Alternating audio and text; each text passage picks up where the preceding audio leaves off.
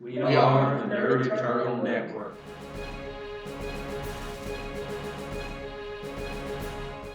Hello, and welcome to Icons EarthBound, here on the Nerd Eternal Network.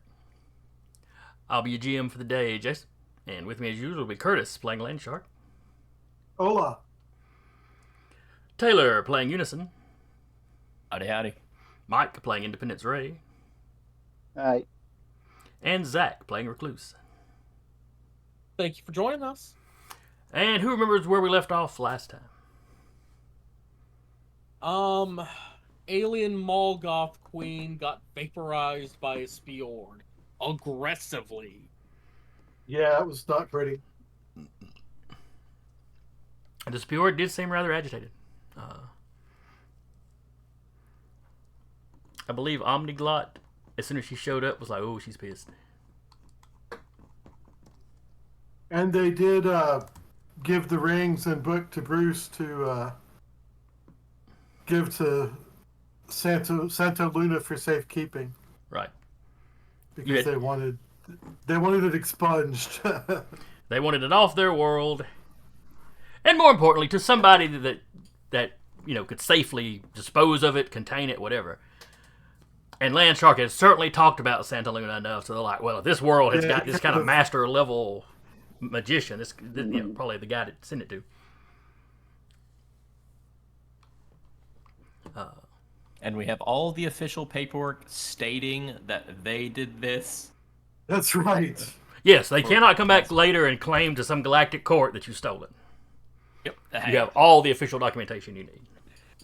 I am all about the safety nets necessary to show that this horrible magic thing that we're bringing to our world is because we're protecting others.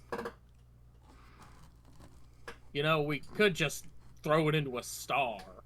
And then that star will learn some And horrible with any magic. archaeological... That is a very good point.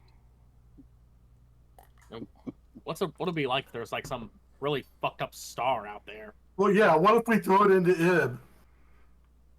But if we could find him. Then there's a time warp, then he becomes the Tyrant Star, and then he blows up and becomes Ib again. Or Ebe. Ib. That's right, Ib. All because we didn't want to take care of a really creepy book. It's not like Earth doesn't have its fair share of leather-bound nasty books. Mm-hmm. For some reason, the phrase book. leather-bound nasty book it hits me weird. Yeah, it leads you going somewhere else until you hear the word book. No, it still works with book. It still works with book. It's an instruction Anyway, manual. For being a nasty boy. Now Page let's get 1, this make book sure you done. have talcum powder. This is a special Karma Sutra.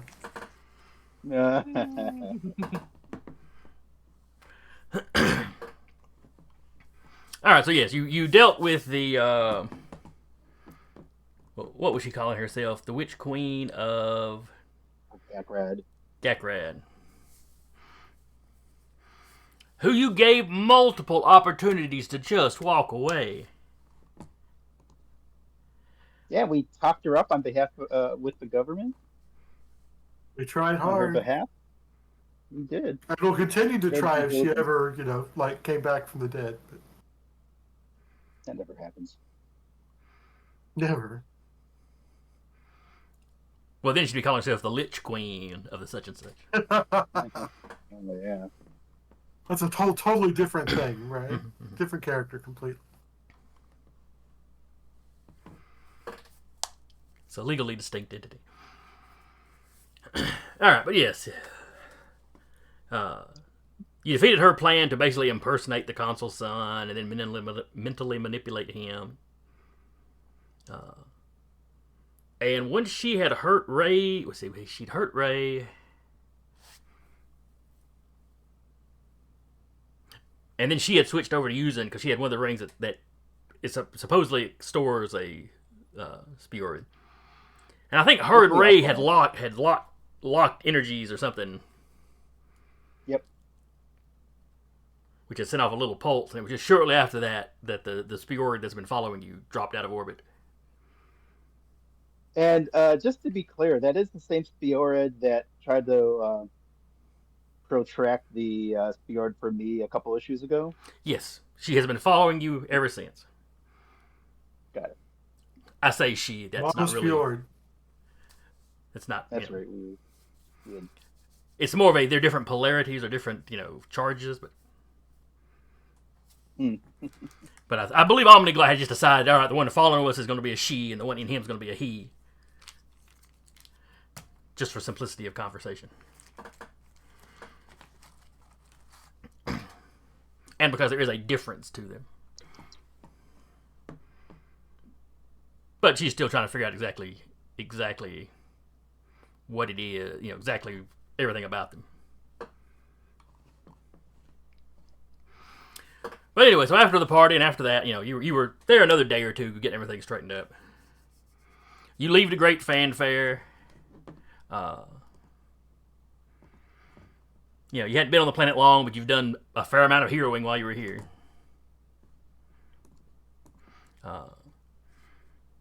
Glexa and her family, see they're there and see you off. And I think I said you were just a few weeks away from Earth at this point. Yeah, last time it was 3 weeks, I believe. Okay. And I picked up space orchids for everybody. Next season, Icons, Night of the Triffids. Yeah. So, Bruce, these are really nice and everything, but you understand the second we get back on the planet, they're probably going to get tossed right into an incinerator, right? Why? They're Potentially incredibly invasive species, like the most invasive any plant could possibly be. I knew I should have got a dog. Sure, buddy, you should have gotten a dog. I am not prepared to have that conversation. Now, Earth's got plenty of aliens wandering around. It hasn't caused any Well, trouble. I'm keeping my orchid. Other than maybe mutants.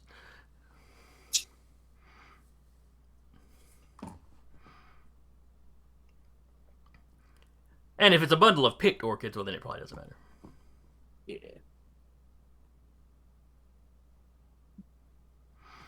But yeah, so Oh, go ahead. Go ahead. Nothing. No, I was gonna say anything important. So y'all are traveling for a week. You're fueled up. Everything's repaired. You're fueled up. You've got supplies. You shouldn't have to stop again until you make Earth.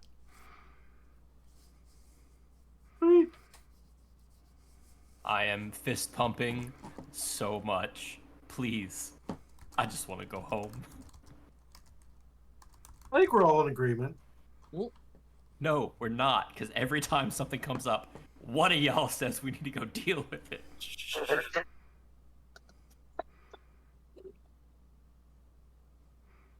And it's fine, we're doing hero work. And that's important. But man, I want to go home. I want to go home and get fired with dignity. I'm not gonna lie, there was a lot of temptation just to stay back on Gakrad. It's just... Yep. At the very least, I wouldn't have to have gotten back in this goddamn flying box again. Omniglass like, careful, you'll hurt the ship's feelings. At least it has some time on Gakrad to air out. It does smell a lot fresher in here now.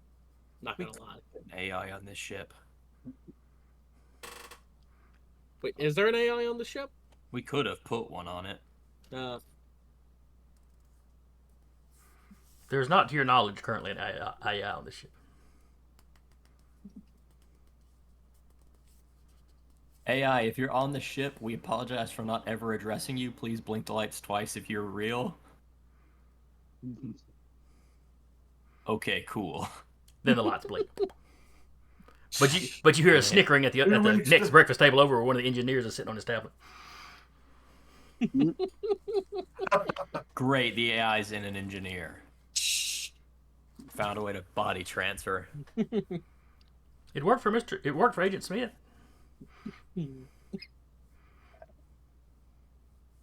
I feel like you did not fully watch all of those movies to see how bad everything turned out. Well, I'm just saying the body transfer itself. I think it's another one of the engineers talking about how they need to do like a movie marathon of AI related movies now. Yeah, The Matrix, the Terminators.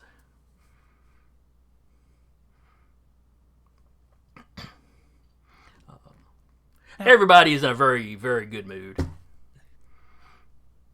I mean, we've got 2 weeks to home. How much trouble can I get into? Exactly. There's no cities out here for you to knock down. Look, just don't take too big a bath, and we're good, right? Right. Yeah. Water supplies are fine. Or what does it matter in a spaceship? Because if you start to drown, you're still going to water panic. I don't want you to water panic, land shark. Yeah. I'll take a shower, but I don't do baths.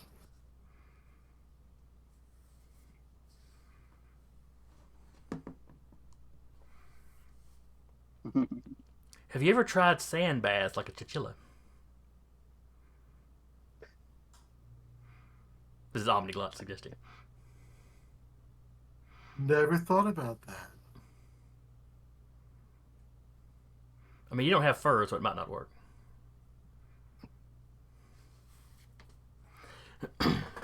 Has Recluse's hair? Speaking of that, has Recluse's hair grown back? That's pretty cool. Yeah. It's been a little while. It's probably growing back some.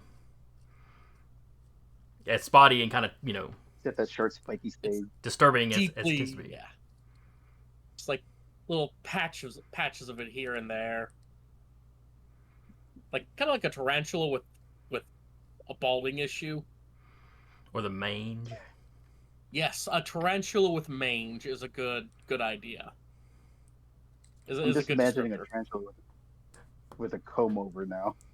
Oh, Terrifying. They're scary enough. I feel like if we Googled that, we would find an image. someone's thought of think it, we might. and someone's real 34 did too. Well, that I'm not searching for.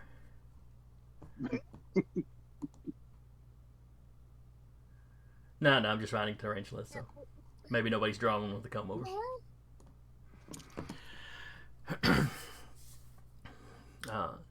Your Spjorid friend is still following you, keeping their distance. Some of the smaller ones catch back up and kind of twirl around the bigger one. Every now and then, one of the smaller ones will shoot forward and kind of, look around the ship.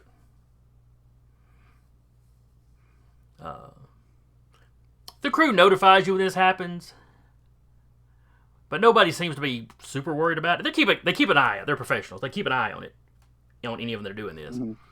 But they don't seem to be interacting with the ship. An Omniglot observing them says she thinks it's just curiosity. She thinks the smaller ones are probably younger. Sure. Maybe they're hoping we can separate this fjord from Ray once we get home. Or free the one that's in the ring.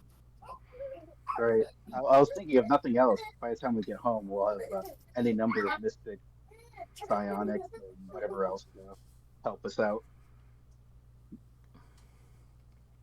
Maybe Tossop could invent something for like a special thing. Never know. Yeah. So yeah, that might be our best bet. Sorry, sitting. Oh, you gotta go to Toss-Up. Go to the Boogeyman. He's smart.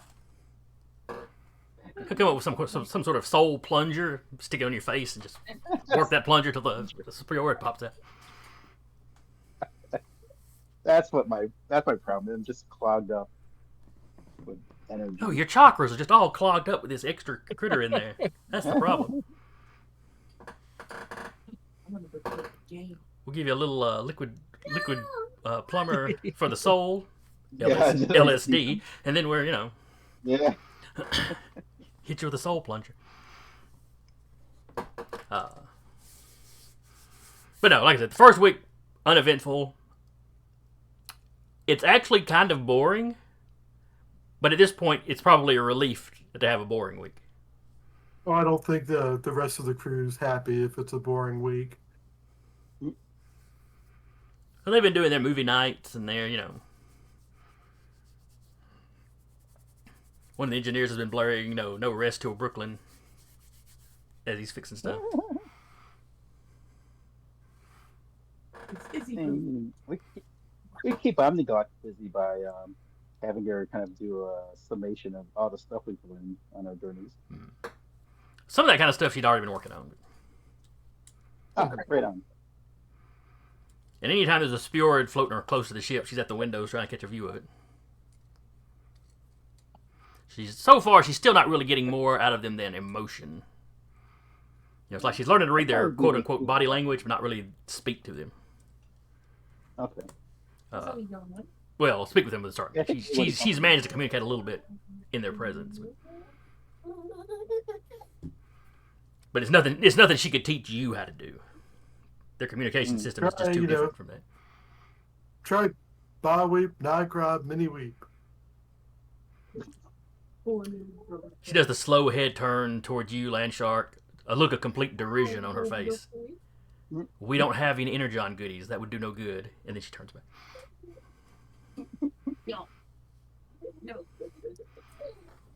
That was a two-step process. You say the universal greeting, and you offer them Energon goodie. They'll come up to the window. It's like, hold on. Es nobre, mi nombre es Bruce y estoy un tiburón.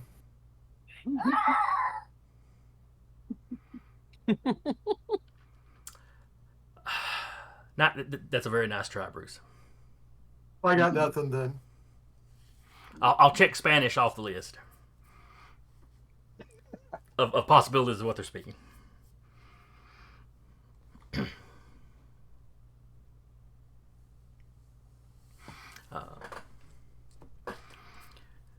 But of course, we have hours left in the session, so something's going to happen.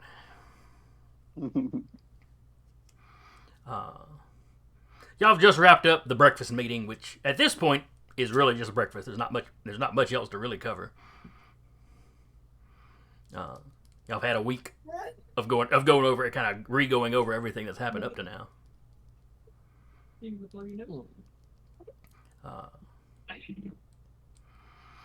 Then alarms go off. Somebody from the cockpit calls down to you, or they hit your individual comms because who knows where you're at. They're picking up a space distortion. It matches the gateways Anordu and the Tuatha use. Could be good, could be bad. It's bad. Just the Tuatha stopping by to give us a congratulatory gift basket for almost making it home. Oh yeah, like they couldn't have used those gateways to get us home months ago. They were not legally allowed to. Yeah, but I say the Tuatha's hands are tied by a long-standing peace agreement. It looks like someone's about to break. All right, well, all alerts up. Let's get to the command deck and see what's going on. So a few 100,000 miles ahead of you, which is not that far in space. You see several of those. It just looks like space sort of splits and then sort of folds open. So multiple gateways. Yes. Would we go around this field of no? Well, your pilot starts slowing down immediately. The problem isn't so much that the gateways are there, because the gateways aren't taking up the entire space in front of you. It's just a bunch of gateways kind of making a mesh in front of you. It's all the ships coming out of those gateways that are probably going to be the trouble. Crap.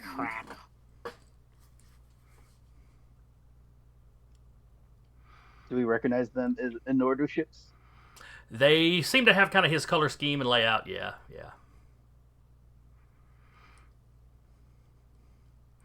You don't suppose he's stopped by to congratulate us on our journey home? I don't suppose.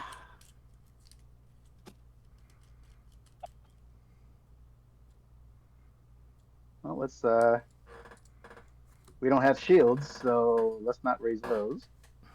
Let's pilot's already in action mode. Um, do we see anything that looks like a flagship to talk to? There is one ship that's definitely bigger than the others. Okay. And it's kind of centrally located, and the rest of them are kind of moving on past it. It's not sitting still or anything, but the rest of the ships are like a little bit ahead of it.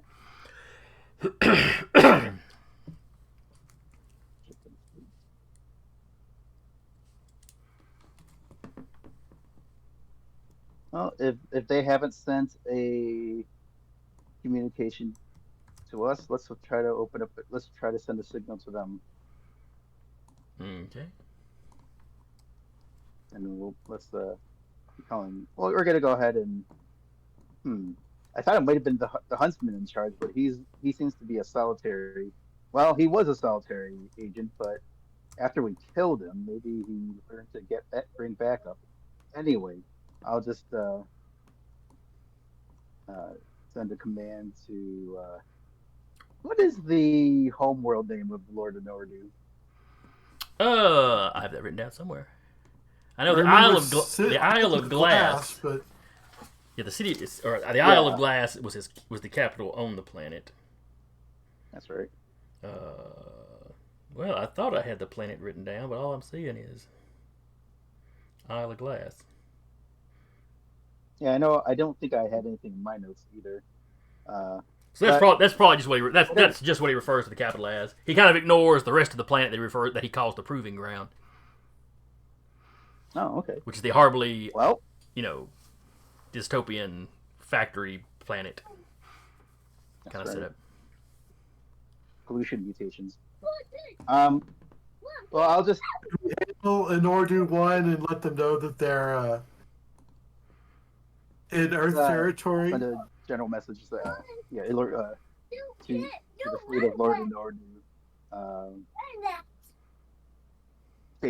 State your intentions. Let's just start off nice and cordial like that. All right. So I think y'all are still on the. Y'all should see this token I dropped down. Oh. If y'all are on Roll20.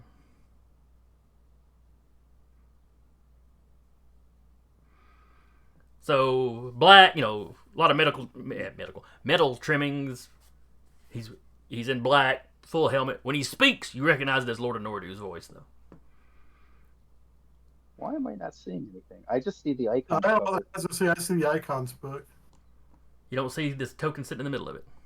I see it. Oh, there it is. Okay. Oh, yeah, it's over Saguaro's face. Yeah. All right, that's Lord of Nordu. That's him wearing. That's him in his battle regalia. Y'all hadn't seen him in that before. He was bare-faced when y'all ran into him before. Right. But you hear his voice. You know my intentions. I'm going to free that Speorid from that wretched prison of your flesh. Well, the rest of your crew, I have no interest in. Even though they maimed my uncle.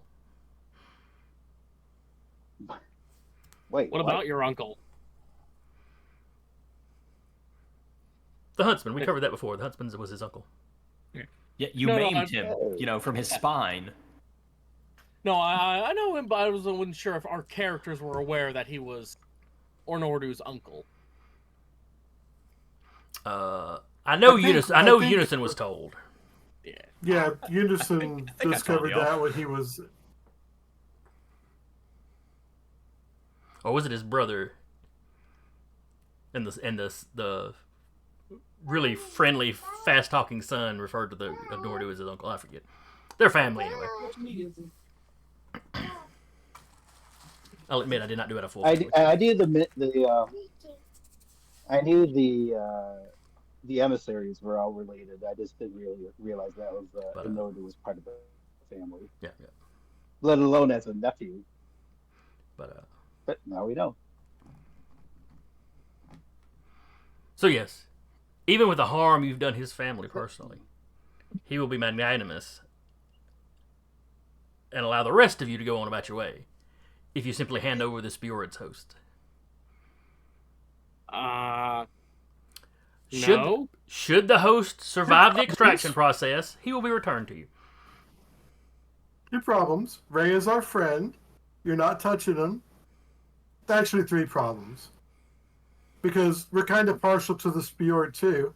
But the 3rd problem is the Spiorid doesn't seem to want to leave Ray.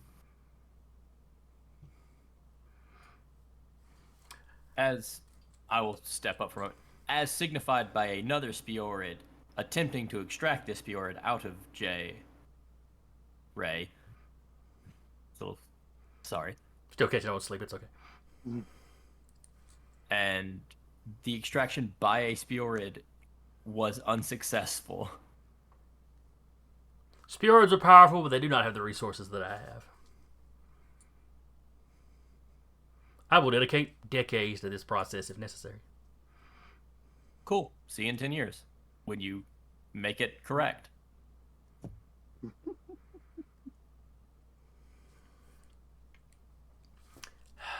As they say, We have patience is a stated- virtue. Enjoy your levity while you can.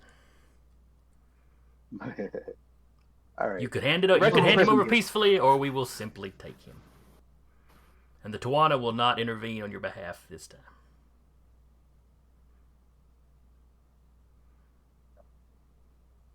So hypothetically, what would happen if the Spiorid intervened on behalf of our compatriot? That seems unlikely. It happened before. The person who tried to rip the Spiorid out of our friend, well... Likely because whatever method they were using was harming the Spiorid or threatening to harm the Spiorid. Harming the Spiorid is the absolute last thing that I would want. Right, because you want to eat it yourself. Why should we trust that you that you wouldn't harm me or the Spiorid? Look at what you do to your own planet. I make them better. All right. I'm gonna call a timeout on our team. Yes. Guys, hey. I assume by timeout you mean you mute the communication or cut the No, communication. I'm looking at the guys like, hey guys, timeout on this.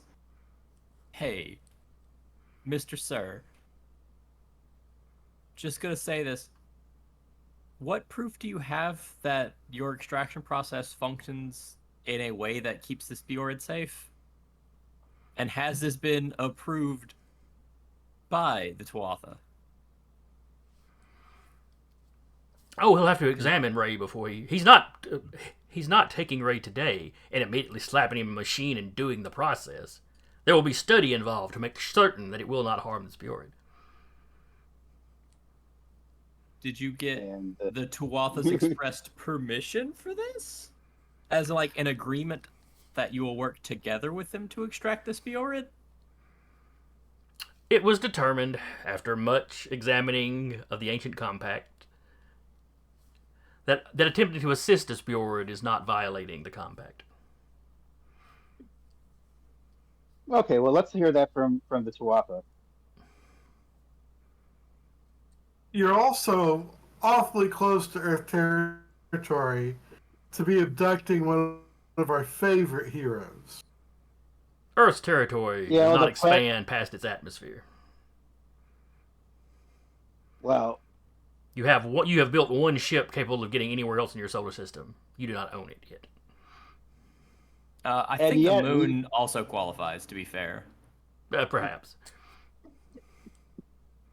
And yet, flag on it. And even given that, Earth did defeat the dreaded Quokik. Is that something you want to mess with? Honestly, is that really in your best interest? Earth does have a special move called the Smackdown. He throws his head back and laughs when you talk about defeating the Quail Kick. You never encountered the Quail Kick. You subdued someone essentially a cultist that worshipped them. While one man of particular ability sealed a hole that the Quail Kick couldn't pass through yet. He simply sealed it before they had a chance to expand it. don't overstate what was accomplished. It was a great accomplishment for a primitive, weak species, but don't overstate it.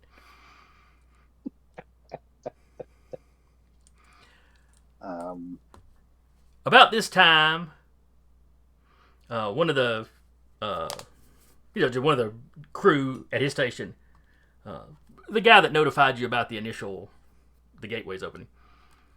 Yes. Sir, we're getting another reading.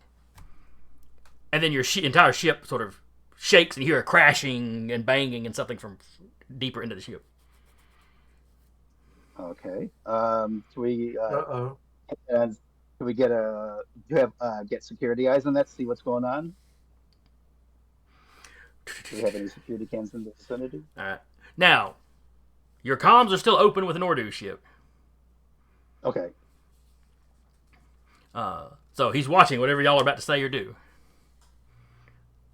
Which is why the tech guy turned around and kind of, literally covered his mouth from the camera and told you what was happening. Sure. I'll whisper back to see if he can bring us some.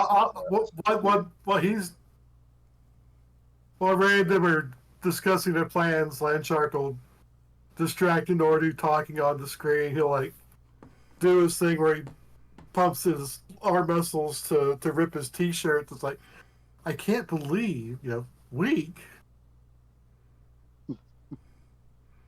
Your species is pathetic. You yourselves are outstanding specimens of your species.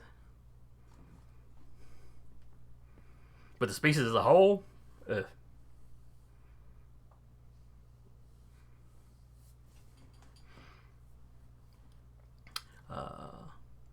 Landshark, go ahead and give me a willpower roll.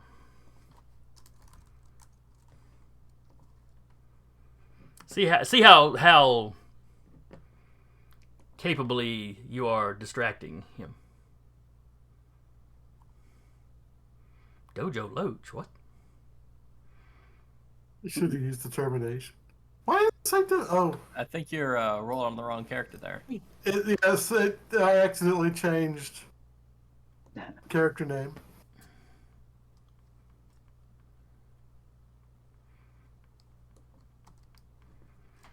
All right. Is Landshark's willpower only 3? His willpower is only 3. Oh, okay. Yeah, he is That's not. like I said. If you, he's tough, but if you're going for his head, that's where you're gonna take him out quick. Yep. I mean, 3 is average. He's not, Yeah, he's not a simpleton. It's not like he's weak-willed or not personable.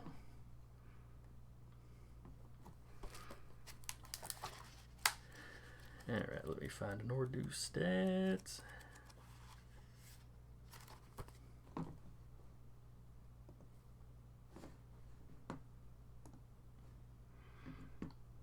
Okay. Yeah, I figured he's neurotic enough that there's no point in giving him an extra, a high willpower. Alright, so Anordu realizes you're trying to distract him, and he's paying close.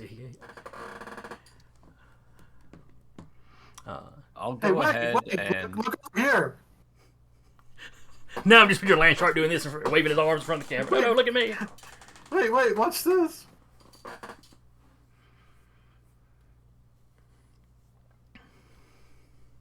I'm gonna go ahead and make duplicates and let them go out and see what's going on. And just going to look. But despite how obvious it is that Landshark is trying to be a distraction, he is successfully making enough noise that Anordu's not going to be able to hear you. Whispering to your tech behind you. And he's like, yes, well, he pulls up some camera. The camera's inside this room, or it's one of the rooms down around engineering. And whatever just happened, we've lost power in the room. He pulls up the cameras from the hallway outside. Nothing has come out of the room yet.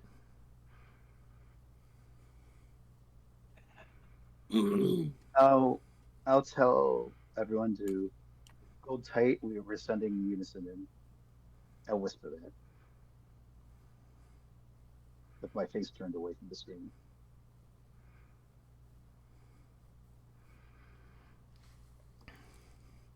So there will just be And he tells you 7. he tells you that the distortion he was picking up was originating inside that room. So now a swarm of unisons are astral projecting. Yeah. So they appear, flop to the ground, and then their astral forms take off. Well, no, like the 7 copies are just headed to the location. Oh, whoa, heading there physically. Okay. I mean, if we want to get there fast to look, one astral projection could go, but if the power is cut, then there's going to be no light. Fair enough. And that was kind of something I'd already thought of.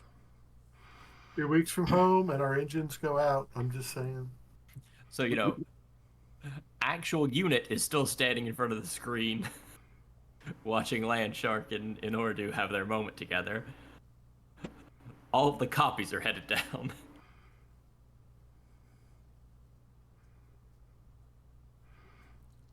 You get to the room and you're hearing banging inside.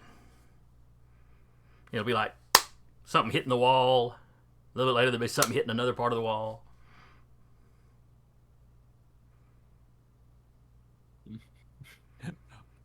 Using my flight, I'll go ahead and make a human lattice work in front of the door. Kind of a bubble as one of the copies will open the door. Alright. The power to the door is busted. So it's not auto opening, though when you punch in the code you can hear the lock disengage.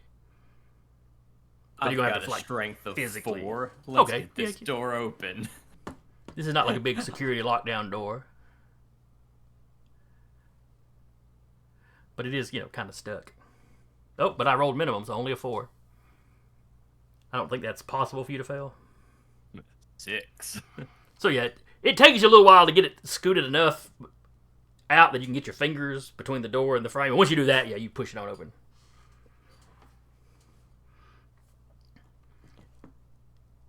Hello? Before you get a chance to talk, as soon as the door flings all the way open,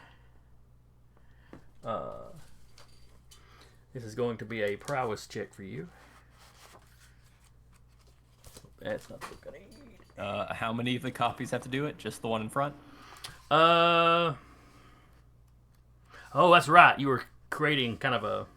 Yeah, because the other ones are kind of a bubble. In case something just came shooting out, there would be like a network to kind of attempt to contain it. Well, let's do the initial guy that gets it, the guy opening the door. Let's do him first. All right. And it'll be a separate check for the other guys. By any chance, will martial arts help with this prowess check? Martial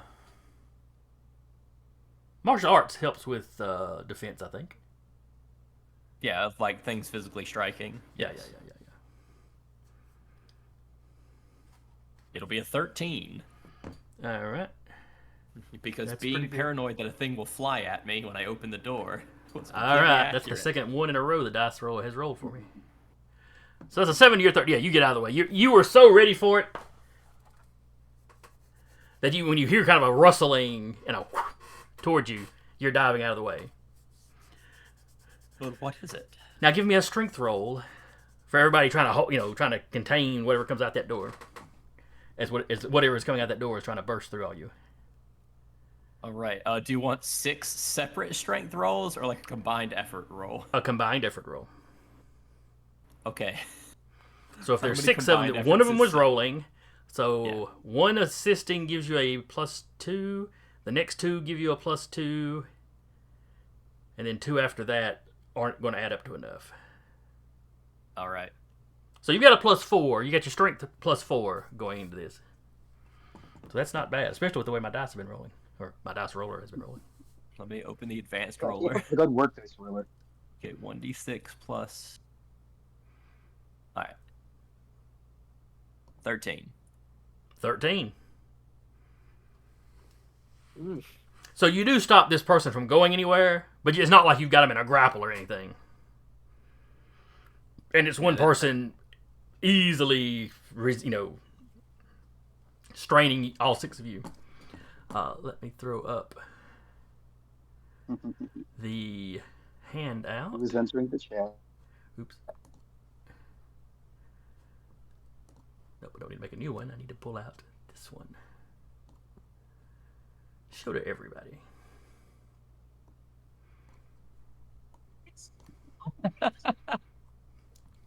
What? She comes flying out. Oh boy. You know, or not main unison, but one opening the door jumped out of the way. The other 6 kind of grab her, but she kind of shoves off of them. She doesn't get through them, but she kind of pushed all 6 of them back. I'm not going back in there. It's dark. I may have hurt your walls. Yep. So what you doing on the ship? Who is it? You don't know. Now, up on the bridge, you can see what's going on the monitors. So you see this little person. And she's floating up off the ground. She's flying under her own power.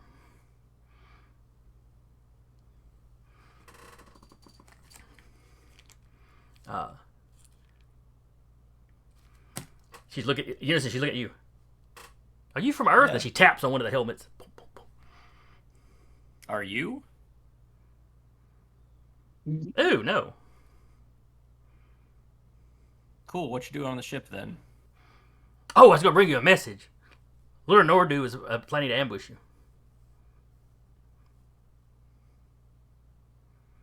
Yeah, he's currently doing that.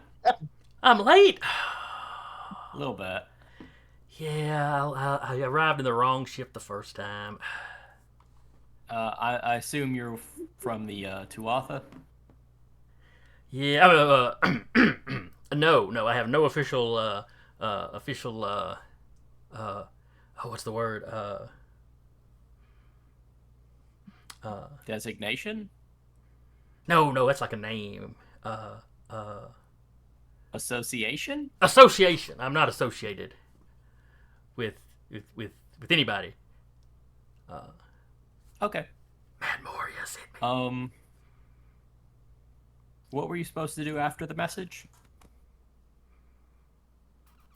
Officially nothing. But if you need some help, I mean,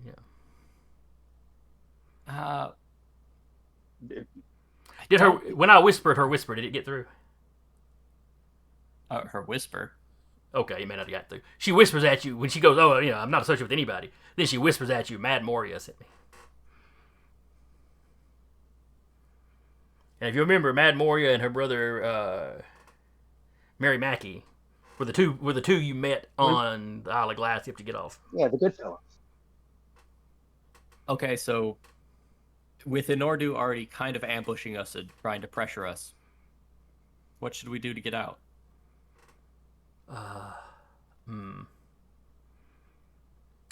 Has he disabled your engines yet? He likes to do that. Have our engines been disabled? No, nothing like that. Yeah, No there's fighting. power No to the fighting whole has started group. yet. Oh yeah, well she was. I forget that if I'm moving fast and where I'm going isn't moving fast, things happen. I forgot to match speed. So basically, she appeared in your room and then smacked into your wall. And then the lights went out, and she was just trying to find a way out of the room. Okay. So she didn't account for momentum, basically, or something. Well, she's a child. What do you expect? Match the ship's momentum. Yeah, of course.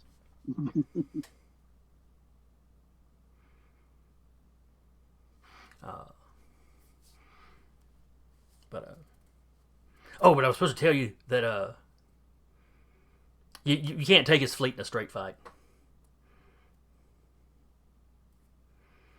Yeah. Okay. And that a lot makes of sense. a lot of ships are gonna be faster than you, so you probably can't run away. Okay, this is starting to sound like a situation we can't get out of. Yeah, you probably couldn't. That's why they sent me. Does the whole thumb out, points at her chest.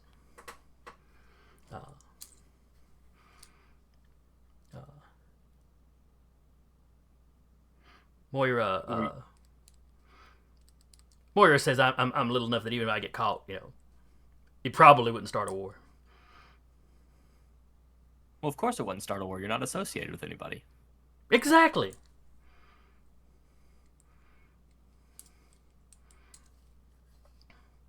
You just, be sure to tell my dad that if it comes up.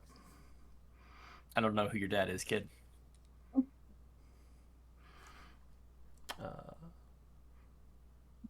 I've got the dad. Oh, I've got the dad's name right over here. The only Tuath that I know is the big red-haired dude. Cormac. Yep. And the academic. Ard, Tyarna, Cormac. Though I think the first part is all title, where Cormac is his actual name. And no, Cormac is, she rattles off a name you don't recognize. Cormac's not her dad. She's got blonde hair like her dad, not red hair like her granddad.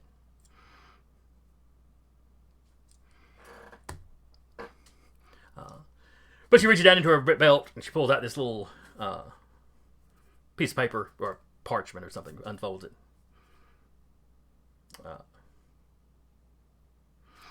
Here's some old agreement stuff from when the Tuatha were on Earth. You might be able to use that. Can I skim through it real quick? Do you speak ancient Gaelic? I have a linguistics of 2, so no. Probably not. Do you have a linguistics expert? Omniclock could. There we go. Yeah, let's go ahead and get this to our good friend.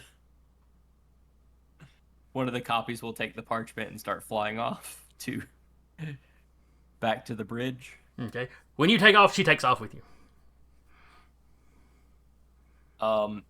Hey, I'm about to be on a video in front of a call where Inardi will be looking.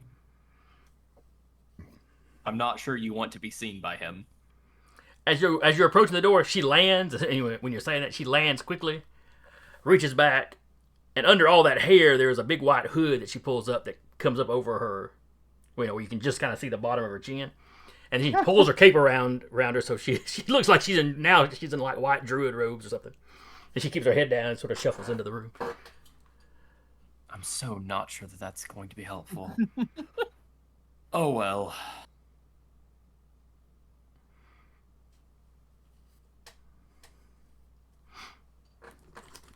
But step in, hand the paper over to the only person I know that could possibly read it. You walk in. While they've been gone, Nordu is getting very tired of listening to Land Shark. That's I haven't even started. He is not yet. I have not yet begun to babble. Ray, if you are not going to take this seriously, we will simply begin. Is there any way Well, we speaking can of just... selective prison, I take this very seriously. Then get Okay, your well- clown off the screen.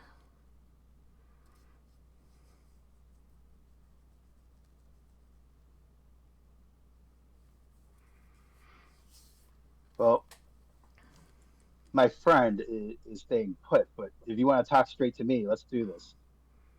Do you value your life more than And the life of your crew?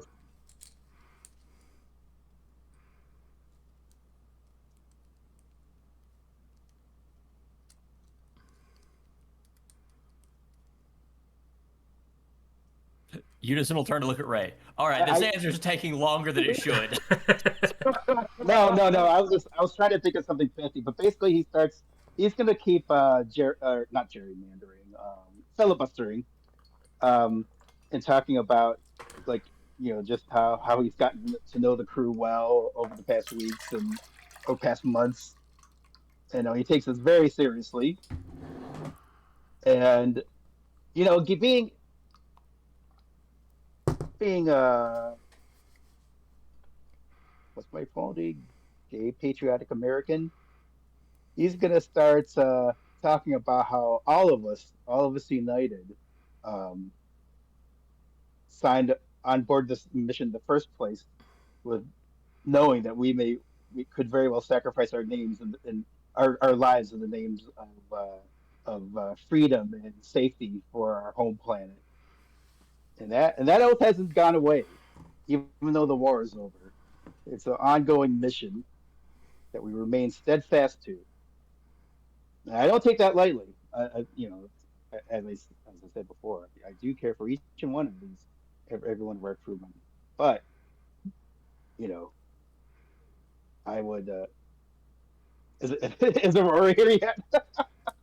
No, but he would just keep going on. Yeah, that's right. That's the basic gist of his response. Yeah, you did a pretty good job of setting that up. And he lets you pontificate because, the Tuatha are very pontificating sort of people themselves. Verbose speeches, verbose speaking is not an oddity. They monologue. Yeah, they like to monologue.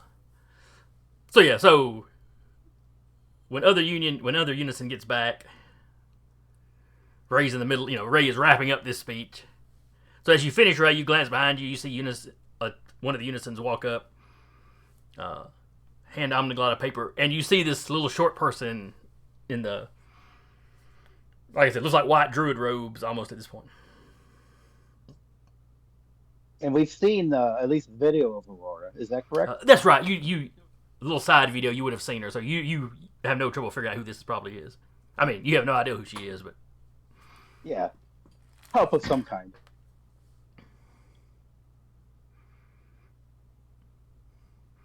The rest of the crew looks confused. It's like, what?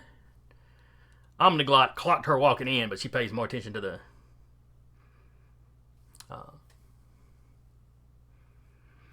And then she gets up. Ray, she leans over to you, starts whispering quickly in your ear. Apparently, there's some old rules about how they can interact with Earth and Earthlings. And she's holding up the paper, but you can maybe you recognize it as some kind of Gaelic at best. Mm-hmm. If you've ever seen Gaelic written out.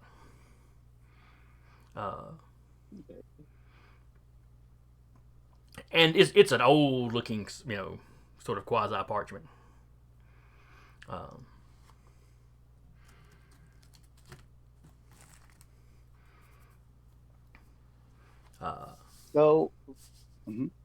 But basically, you can basically challenge request a contest for your freedom. Since there's not an active war going on, apparently we're allowed to challenge them to some sort of contest. If you make the challenge, they kind of pick the contest, but there's more rules to it than that. But we might be able to just fight a few of them instead of having to fight all that. Mm-hmm. All right, so I will turn to Anordu, and I will say, Lord Anordu, you should be ashamed of yourself. Coming Shame. here, bringing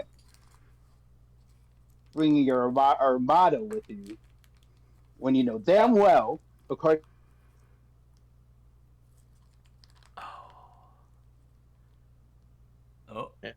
Oh, we lost him in the middle of a good speech. I know. That sucks.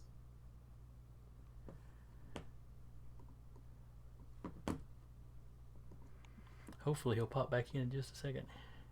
Nah, he's just hitting his stride in the speech now. I like to picture him up in Cleveland. Hasn't noticed yet. It's giving the best speech of his life. He's full standing at this point. I heard him for a second. How much did you hear of that? You cut off the damn wall. Yeah, showing up with his armada when you knew damn well, and then it cut off. And we're all at the edge of our seats. So once more with feeling. Yes, but you know damn well that you are held fast by the treaty that was signed by the Tuatha on our own homeworld, back when the Tuatha dwelled on the land of, and I think I said ancient Erie, or what did Ireland used to call itself? Like back in the Was it day, Earn? back in Celtic Or it's spelled mythology. kind of Earn? If Ray misspeaks it even slightly, Omniglot will just lean over and whisper the correction, and he can correct himself. Yeah, I'll correct myself. I'll say the Yeah. right thing eventually. And she'll have told you what the agreement's actually called. Yeah, you can't just. I'm sorry. Oh, does she give me the actual title of the treaty? Yeah, she'd give you the title of the actual title of the treaty. Henanardu kind of leans back, and he looks kind of annoyed. He's sort of nodding his head as you rattle off what this stuff is. And you question my commitment to the life of my crew, and you know damn well they don't have to fight this at all. If you had read the entire agreement, you would also see that I am not required to inform you of the agreement. You have to be cognizant of it on your own. Well, but if you are invoking right, it will be honored. Consider us cognizant. If you are invoking it, very well. Okay. Well, how do we do this? What is the member limit on involvement in this? Would it be 4 by any chance? Maybe even 5. Yes, the challenge will involve the enhanced members of your crew, and that'd be you 4 and Omniglot. All right.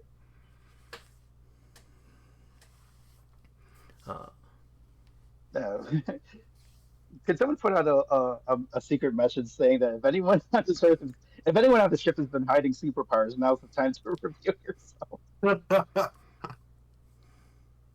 But yeah, otherwise I just. My copy will be standing next to our little white monk. Not you. Not you.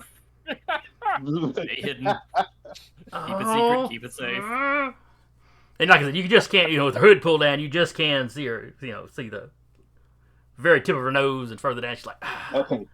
So, yeah, actually, I should say again. So you said all superpowered beings on the ship can participate. All enhanced members of your crew were the words he used. Okay. I turn to Aurora and say, "You're hereby designated." But no, I'm covering the ears on. Oh, no, okay. You fucking don't. Oh, I didn't say it. No. I wouldn't have said the name. Yeah. Oh, that's right. We're just keeping your. No. And she has not given anybody her name yet, so. Yeah, I am not involving the literal child in this. Okay. Once the clear signs of dispute come up, Ray holds his comment to himself. Okay.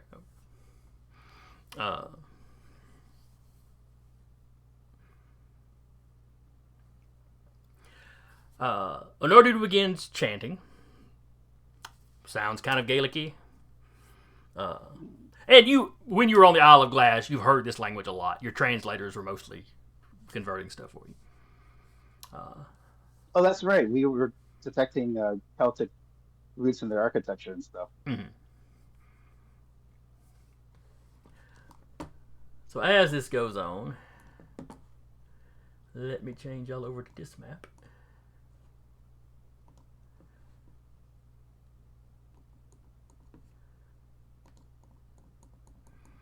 In the space between your ship and his flagship, the rest of his ships kind of stop. His flagship moves forward.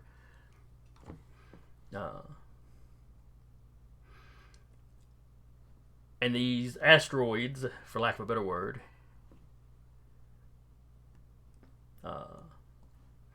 you're not sure where they're pulled from. They're just suddenly there. Okay. Asteroids, you say? Mm-hmm. He stands up, tells you, "Join me outside."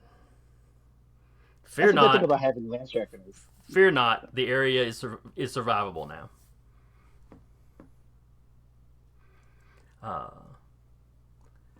And then all of you disappear off the ship.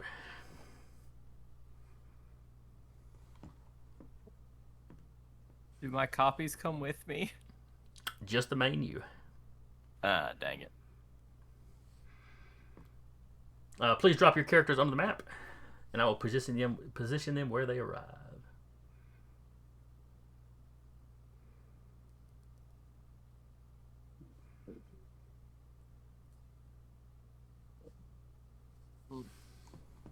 Oops. I have done it successfully and first. Cool. I always forget how to do that properly. It is not permitting me to do that, Really? which I think is a new issue for use. I'm rather proud of myself that I was able to do it, to be honest. Oh wait, no, that was the. This is the one I think you get dropped on. Let me check. Where is Recluse? Man, I'm having some trouble too here. Grabbing my icon. You just lift it off of the. You just sort of grab the name and then slide it over to the map. Yeah, not the icon, but the name. Oh, Oh, okay. okay. Hey, awesome. Thank you. All right, Ray appears down here. Recluse appears up here. All right, is that everybody? Land Shark. Oh, look at all this.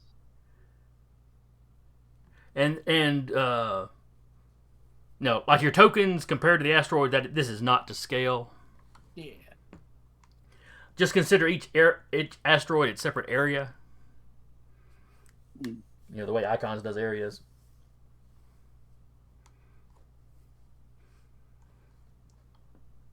And the gap between each asteroid would count as an area. Like if you're trying to move from one asteroid to the other. I see. And they're all more or less floating in one plane. You know, there's not a lot of height difference going from one to the other. Gravity feels like normal Earth gravity standing on the asteroid. You can breathe. The temperature's fine. Even though it just looks like you're standing out in space.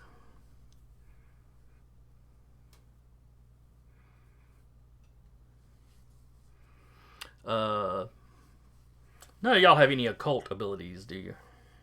I have some specialties, but no like actual magic.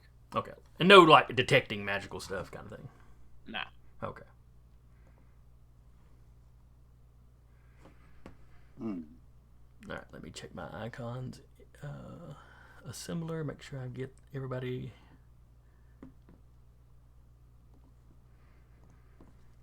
Oh, there's more. So I'm standing here and can see the 2 dogs and the huntsman. That's not the huntsman. That's the huntsman's son. Oh, the huntsman's son. Okay, sorry. Yeah, the kind of suave, you know, But the 2 dogs. pretty guy. The 2 dogs qualify as empowered crew members? He didn't say anything about his side. He said you were allowed to use your.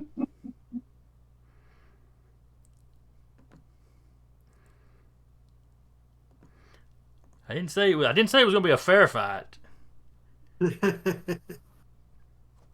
But you're not up on all the finicky bits of the rules. But this is better than fighting the Armada. Also, is the huntsman okay? Do you ask this when you arrive? I mean, yeah, it's other than making sure this is not against any rules, it's pertinent to know if the huntsman is okay. Yeah, if you ask him, Anordu will tell you he's recovering. Okay. Especially since you were the one that brought him there. So. Yeah. I'm happy to hear that. Just a second, the Icons Assembler is freezing up on me. As weird as it is to exchange pleasantries before this contest, it is nice to know that the huntsman is okay. Anordu isn't really act like that's particularly odd. This is a formal challenge. There's there can be talking before the fight goes on. All right, let me reload all my characters since this decided to freeze up.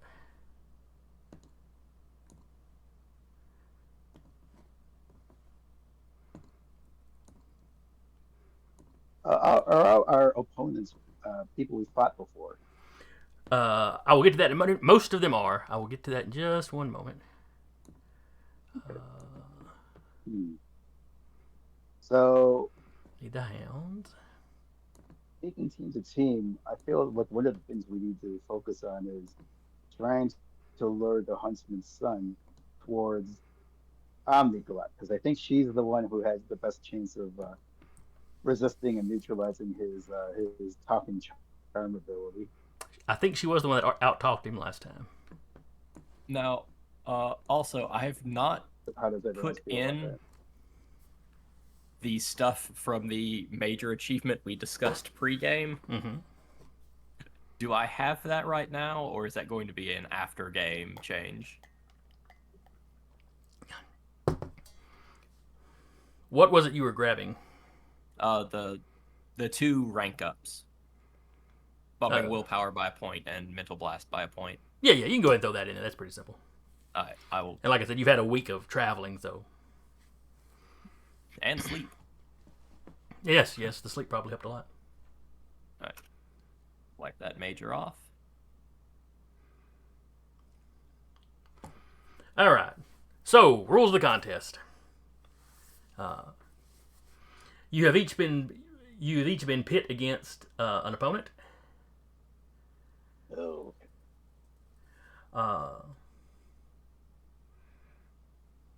Or most of you have been pit against an opponent. As you defeat your opponent, you may move on to help your allies.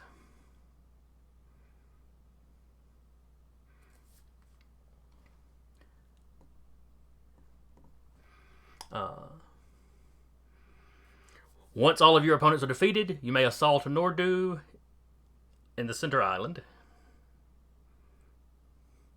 And try to unseat him from that. I mean, you can show if you're really feeling randy, you can show up and just try to beat him completely. But you can't just defeat him if you knock him off his rock. King of the Hill rules apply, sort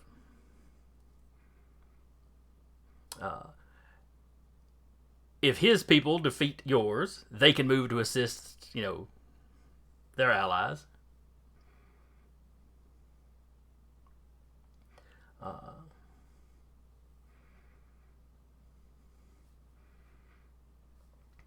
Lord Nordu can choose to aid one of his people at any time that he wishes. But doing so frees you up from having to stay in your lane, so to speak. If he jumps off to help somebody, then it's just a free-for-all.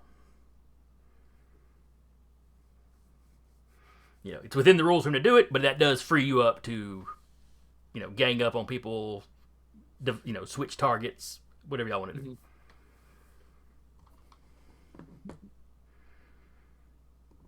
okay.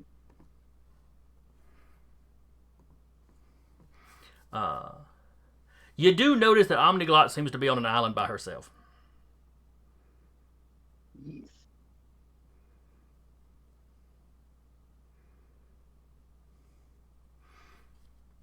Recluse is gonna ask, "What's up with that?" Oh, it appears I've accidentally given her an advantage, a sort of pass for the first round, I guess. I suppose that means she can move to assist whoever she needs to. Begin. Oh, What? Oh, can we just have a quick description of our opponents? Yes. Oh, yeah. I'll give you that. But he yells begin, cutting off any other questions about why Omniglot's by herself. All right. So on, we will start with Unison. On Unison's island, as he was calling the little asteroids, you have, I believe that is Ahern. Yes, Ahern the Stunning. Y'all fought him before when you were picking up Glexa's family. He can teleport. He can use his looks and his rich, enticing voice to sort of stun people. Basically, it's like you just start paying attention. You just become fascinated with him. He's a very pretty man. A living work of art, some might say. And other than that, you remember him being quite strong. But a lot of the Tuatha are quite strong. And he seems to be traveling. He seems to be using his father's mechanized hounds.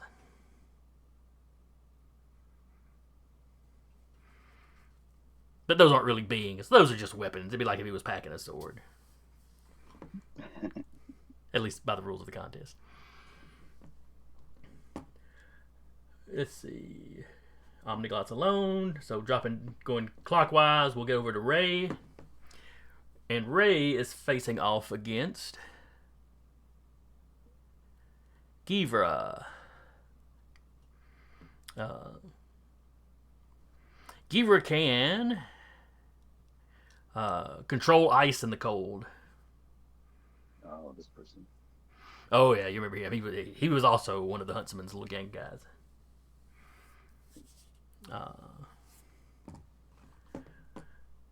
Now, when we get up to Landshark, your opponent. And I'll move down here and swell his thing up where you can kind of see what it looks like. Yeah, wearing very similar regalia to what Anordu was wearing. But he's got a... Just a second, my headphones started beeping. His skin is kind of bluish gray and has a very stone-like appearance. You have no idea what he does. This is the first time you've ever laid eyes on him. You don't even know his name.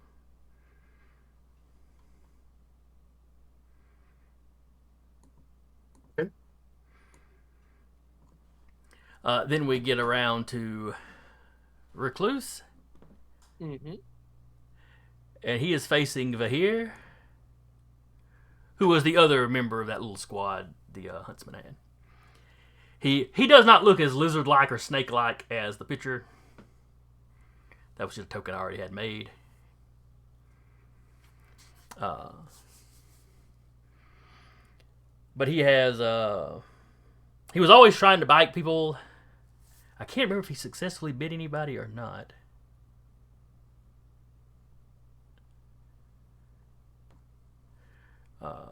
But, super strength, punches pretty good. He's got stretchy limbs. Seems pretty agile. I forget exactly who took him out in the big fight. I think it was Omniglot. I think it was a number of unisons.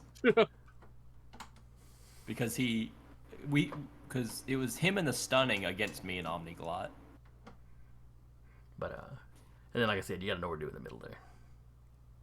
So, everybody give me initiatives. Nice. Oh, I didn't start that. It was really nice, but just for a second. All right, let's see here.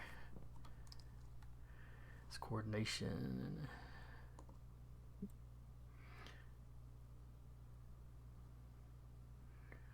All right, so that is an 8 for over here.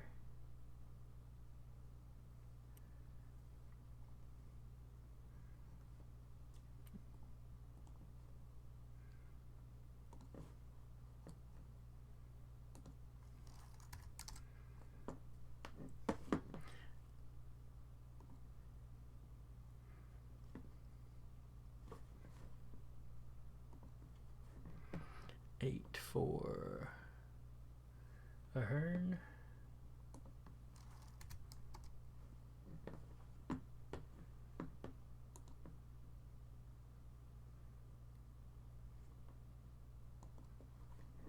Ooh, a 10 for Givra.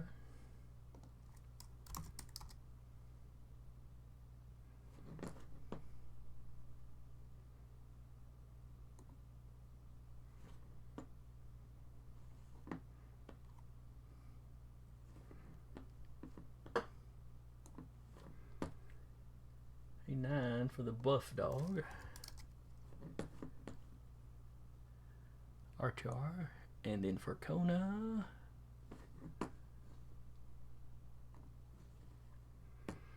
Man, a lot of them are getting 8s. Alright, Unison, what'd you get? 10. Excellent. Landshark, what'd you get? I think I got an 8. Let me scroll up. Yes, Yes. 8.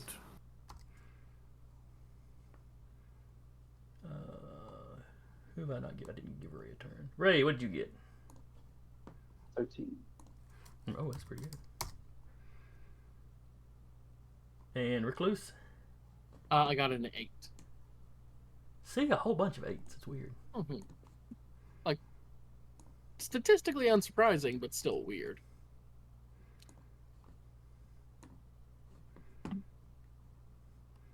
All right, I don't know how Roll20 sorted all the 8s, so we're just going to go in the order they put them in.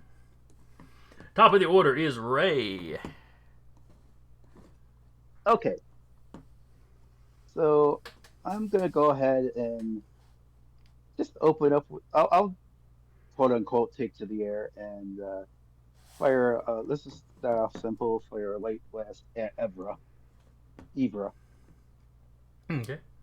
Let me, I forgot to put reopen Omniglide my- on there.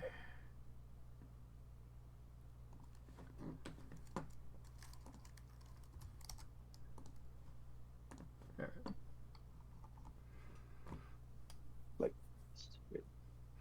All right, so you are just firing at your opponent. Yeah. Also, I have a couple commands I want to. I assume our comms are still up and running. Correct. And like I said, you can breathe. There seems to be air. You can yell back and forth with each other if you want to. Okay. But yeah, Well, it's nothing's fine. blocking your comms, though. Nothing's blocking your comms. Okay. I will ask Omnigalat to your powers are our best chance against the pretty Ahern Ahern the Stunning. Just start blabbing as soon as you hit that asteroid, and whatever you do, don't look them directly in the eye.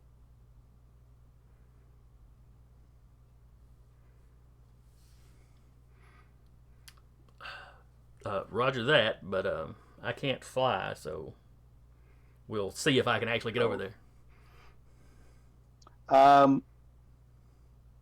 I would like to issue out another statement, but I don't know if I have enough time in my panel for that. As long as it's not something long. You can't monologue, but a real quick something, sure. I'll ask Landshark if he could use his Earth powers to move the asteroids in any way. I certainly can. All right. He thinks he even can. them together. Let me qualify that. Mhm. So, where did you want her asteroid to go? To Anordu or towards the pretty guy. towards the pretty guy? Okay. Now we'll get to find out who Landshark thinks is the prettiest guy. It's It's probably a Oh, Hearn. hey, you He is shouldn't have. head and shoulders above most people. But there's no accounting for taste. Yeah, exactly. Maybe someone likes their men 8-limbed.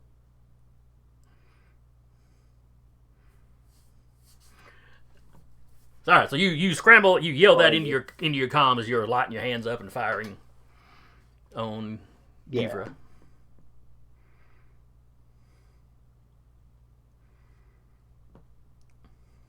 Oh, Nick.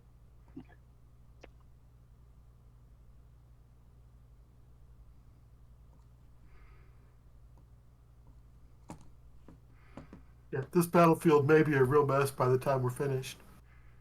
Oh, I'd be disappointed if it weren't. Oh, come on. Ray rolls a 1, I roll a 1. Yeah. But my total was a 7 and yours was a 9. Or I should say Givra's. Not mine. So that's a hit. How much damage do you do? So that's 8 damage. 8. Alright. Well, that hurt him quite a bit.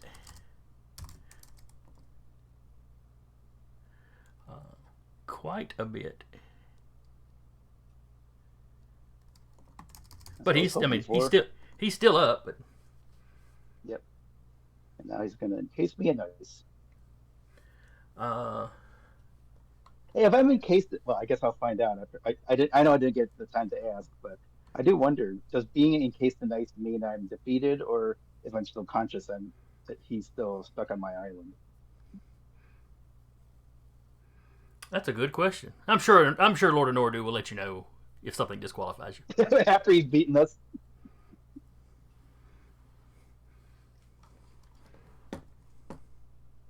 All right. Next up is Givra.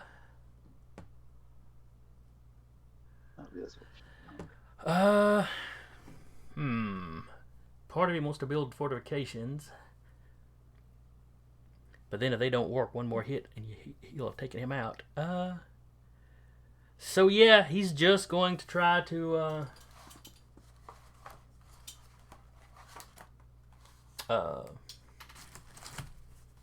encapsulate you in ice.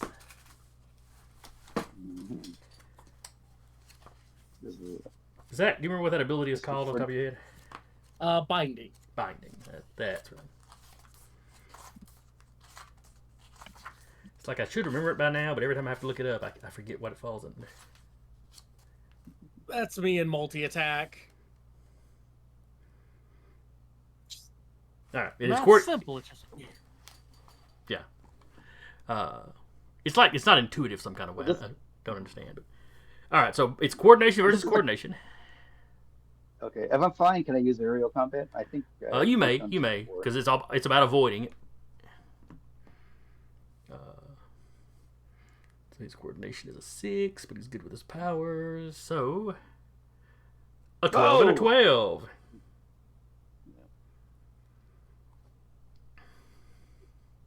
So he achieves a partial hold. On a marginal success, he achieves a partial, but the material strength of your binding is halved because he didn't get a good. So he managed to get ice around you, but not as much as he was trying. Mm-hmm.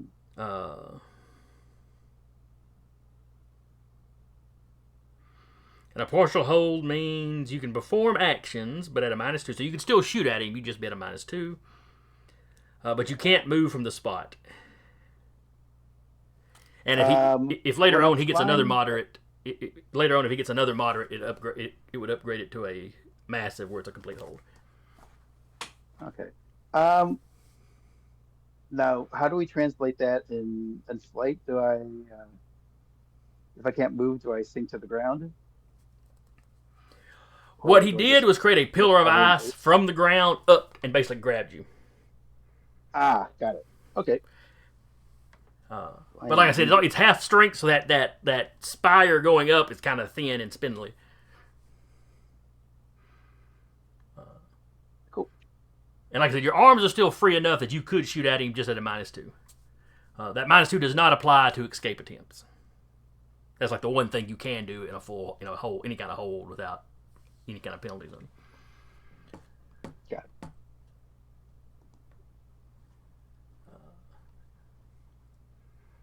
Next up is Unison. All right. Are my clones on the ship still extant? Yes, they did not go away. Okay. I will leave one clone on the ship, then I'll take a step forward and I'll pop 6 copies of myself, all Okay. gray. And just the gray ones. And just try to mix in with them. Oh, that's clever. Since, once using the ability, I can't also fight in the same round, so. Yeah. Also, I will communicate to Omniglot, hey, just before you try to do anything crazy, double check that there isn't an invisible opponent on your island. That's a good call. You said you popped how many clones? 6 copies of me. So me and then 6 more. Okay. I put the red dot on what will be the real you. All right. And with that, there's still 1 copy of me on the ship. Gotcha. Ah. And from the ship, you can tell, the crew have all the camera. Well, not all the cameras. They're not dumb. But they've got cameras focused so they can kind of see what's going on. Different crew members have, their individual stations are focused on a different combatant. And they're relaying information. But all right, so popping all of them was your action. Yep. Do go ahead and give me a coordination. If you've got stealth, you can throw that in there. Just to see how well you shell game yourself in amongst them. It's a 9. Okay.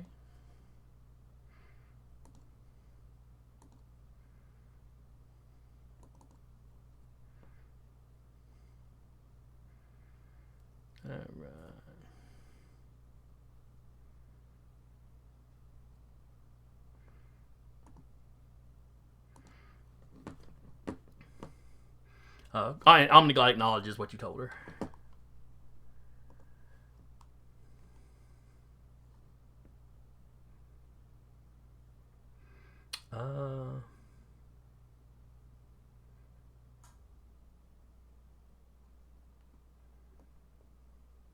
She gets relatively close to the edge, picks up a rock off the edge because you've got rock. Like if you see a rock, then consider it probably a big enough rock to hide behind. Like I said, these are not to scale, but she like chunks some rocks out and kind of observes how far they travel. Y'all are probably too busy to pay much attention to what she's doing.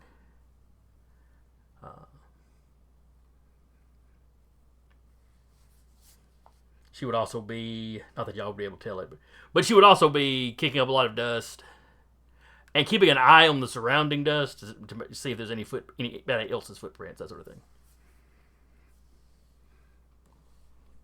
So basically, she's kind of sciencing that over there to figure out what she can do, if anything. And keeping an eye out to make sure there's nobody else secretly with her.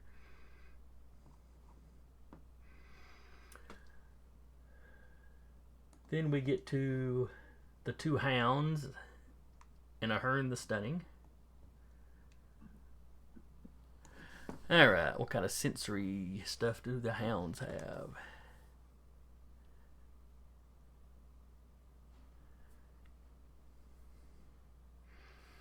They've got a good awareness.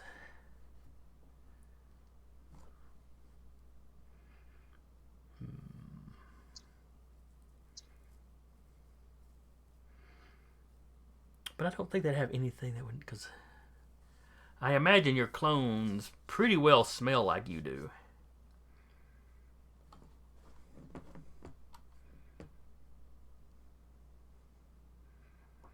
So yeah, big dog here is just going to charge the first one of your clones. Alrighty. Second dog is going to aid him. But I guess means technically the first dog waits until the second one's turn, and then they gang up on you. They're back to back, so. Yeah, which makes it very convenient. So they're dogpiling right here. And it's going to be the little one helping the bigger one.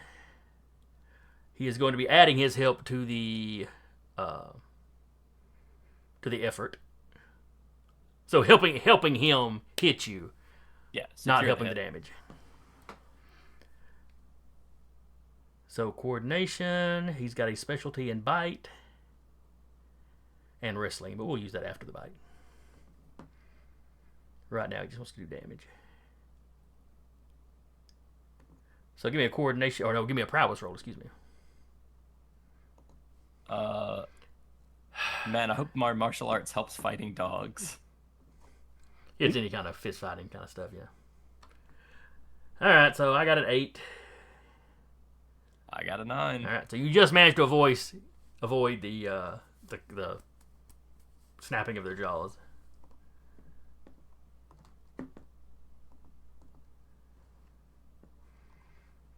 Then it is the Stunning's turn.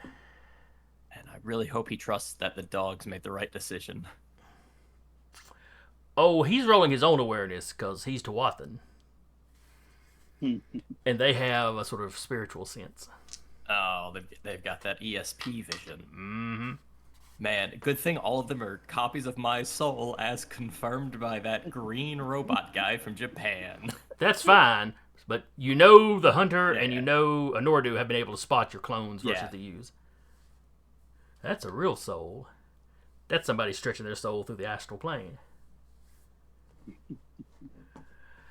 Having said that, pardon me, I don't think he's quite as aware as his father. No, never mind. Too busy being Never mind. He is actually fairly self-aware. Yeah, that really makes him even a bigger d-bag. He chooses to be that way. You know, when you've got that kind of personality, and you're not really aware you're doing it. That's one thing. Go ahead and roll me.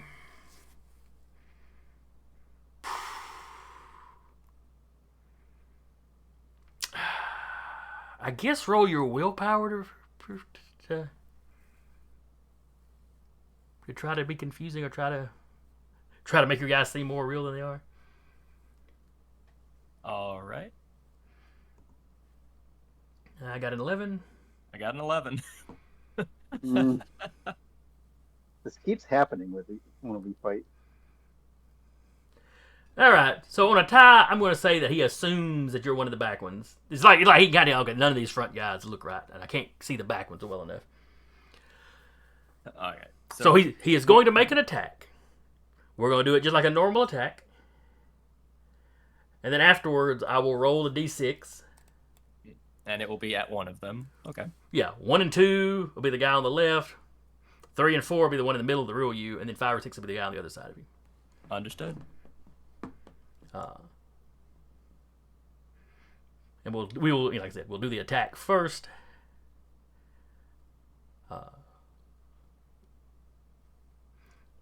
As he basically does his little teleport to appear behind and take a swing at one of you. So this will be prowess v prowess. He got a 12. A 12. So that's a marginal attack, a marginal success. Yes. He hits you for half damage. His strength is an 8, so he only does 4 damage to you. All right. And which me is he hitting? Let me roll a d6. So 1, 2, 3, 4. How did I get a 7? +1. I hit the thing that said +1, not a 0. Okay. So that was an actual 6 he rolled. So it's this guy over here takes 4. Probably doesn't get through your armor. Correct, but it does degrade it. Yeah, but it's not enough to make the guy pop. Right. And I'm going to scoot him over because he'd have teleported directly behind the one he was attacking. Yes, that's fine.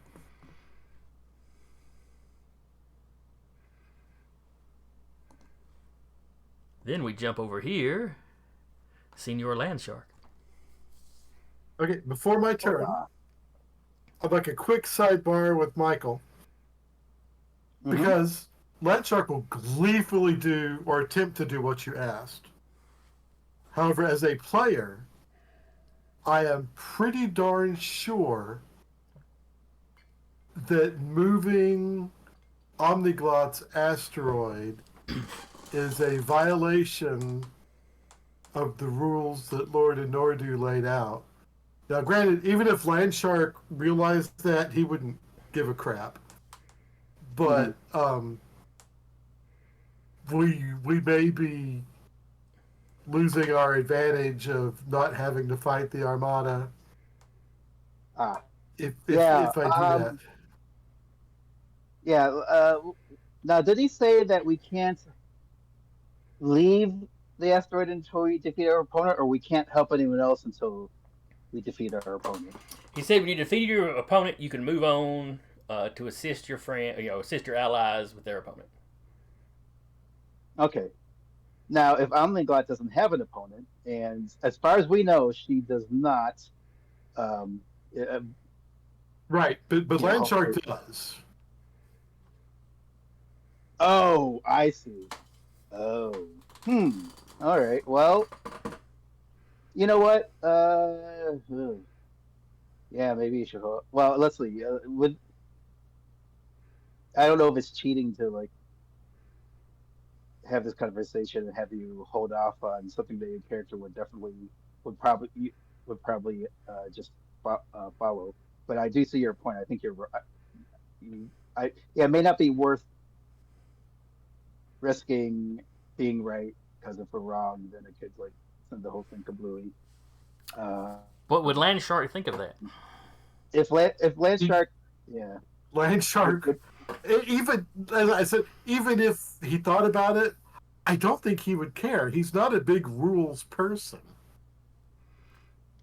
All right, sidebar over. What is Landshark doing? unless Ray says, no, stop. Landshark's going to be disappointed because he's going to try and be subtle about what he's doing. Okay. He'll say, hi, my name is Bruce. I'm a shark. While he's actually using his action to move Omniglot's asteroid.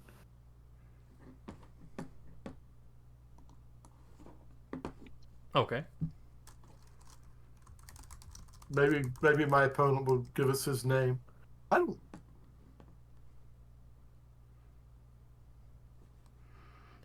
Yeah, you do that. And let me look up how to. Wait, I should have had him. Damn it! Did I actually give the command, or did I just ask if you could? I recall just asking if you could. Did I actually say to do it? And if I did, that's fine. I thought you did, Well, but I I wasn't could be totally mistaken. Because I wasn't even certain if that would be possible, given that we're just free floating rocks. And what looks like rock may not be rock. Who knows? Yeah. I thought I just. Does anyone else remember if I actually gave the order to do it? Hey, I'm gonna give you heads up as a player who has already attempted this once. It really doesn't matter whether or not you gave the command. Because I gave a command and Landshark did a completely different thing. Well, that's fair. Landshark kind of operates by Landshark rules. He's got a point. Yeah. Okay, you do you, Bruce. So anyway, you introduce that. He gives you a little nod. Never takes his eyes off you. He doesn't like bow so far that he takes his eyes off you. But kind of a very professional nods. I'm Cloch.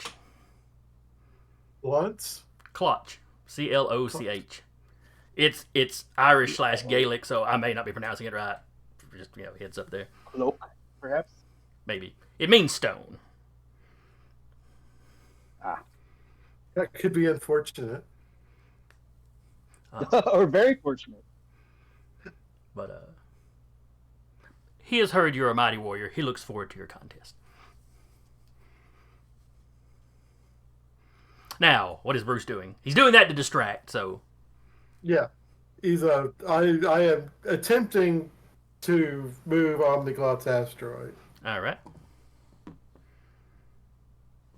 And how do you see... You've got a freakish rank on that. What is that? Oh, it's 8. Alrighty. I think it's 8. 8 or 9. It's high. So there is some sort of gravitational force or something trying to hold the rock in position. Give me a roll, just a straight raw power, just the roll the rank of your Earth control.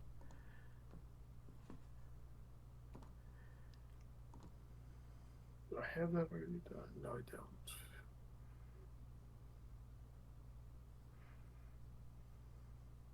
Sorry, give me a second. Oh, no problem.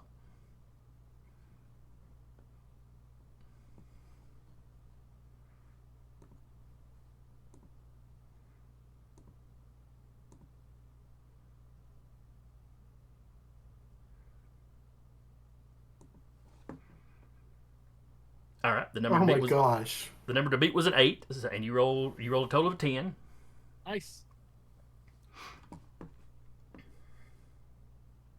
Still embarrassingly low considering my power. Well, maybe you reached out and you weren't expecting there to be any resistance. Yeah, well, And you're not like subtle. and you're not like looking around at it and like, Yeah. maybe Bruce uses his hands a lot and he's trying not to. Whatever the case He does though. with his hands. The asteroid starts moving.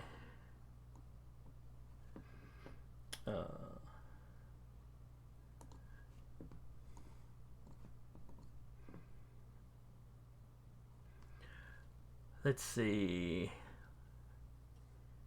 Really, I guess only Recluse is looking in the right direction to see what's going on. Who's an order watching? I've got a copy that just got punched at from that direction. That's true. He might have turned around. So anybody looking in that direction, you see Lord of Nordu, like he he snaps around like clearly he realizes as soon as it started happening that it was happening. He snaps around. Recluse and Unison. As soon as she starts moving, you see Omni like catch her balance, and in that split second when Nordu's turning around, she throws one hand up to the side of her head, and then she makes herself start shaking slightly like she's training. Oh, so smart. That is her power. She's a clever girl. Clever girl.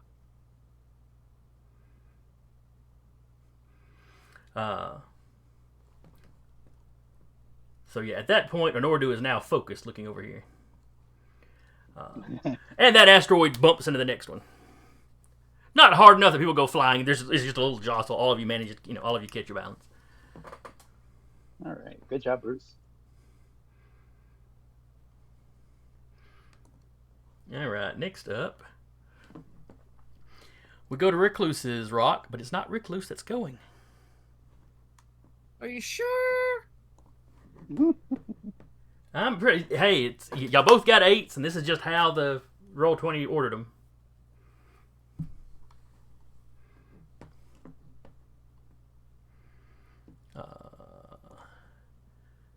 What did I say this guy's name was? Oh, yes, Vahir. And despite being named Vahir, there's no V in his name. Because, hey, this is Gaelic. Let's pronounce B's like they're V's. Oh, right, like the basilisk. Yep. Or To basilisk. be fair, that's an incredibly useful trick to know if someone's a spy. Yeah, fair. Right. Like that scene in Inglourious Bastards. With the giveaway. Mm-hmm. All right, Recluse. He springs towards you. His arms are lashing out, stretching, grabbing, boulders to pull himself forward. So he's coming at you at great speed. As he gets close to you, his neck kind of elongates and he tries to bite you. I'm going to try and not get bit. Sounds like a reasonable sort of thing to do. Your danger sense is definitely going off. Hey, let's not get bit. Sometimes it warns you about obvious things. Just jerking out of the way. What's Oh, come on. How many ones am I going to roll today? So that's a total of an 8. R. 12. Oh, that's embarrassing. I'm pretty sure that gets me a free hit, right? Massive. Yep. All right, so what is your strength? It's an 8. All right, so that's a free 8 points of damage you do to him. Just jerk to the sides. Like, no. And just pop him right in the side of the face. All right, how much?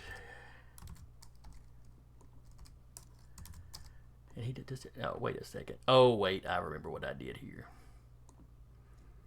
I didn't put all the Tuatha automatic stuff on these guys. Let me go look at the Huntsman. All right, yeah.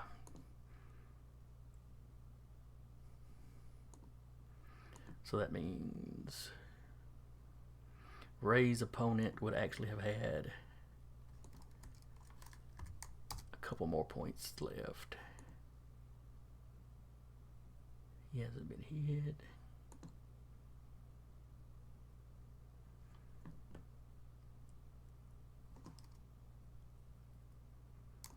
All right. I was feeling they all got at least 3 points of damage resistance, just based on being Tuathan. All right, but you wallop him a good one.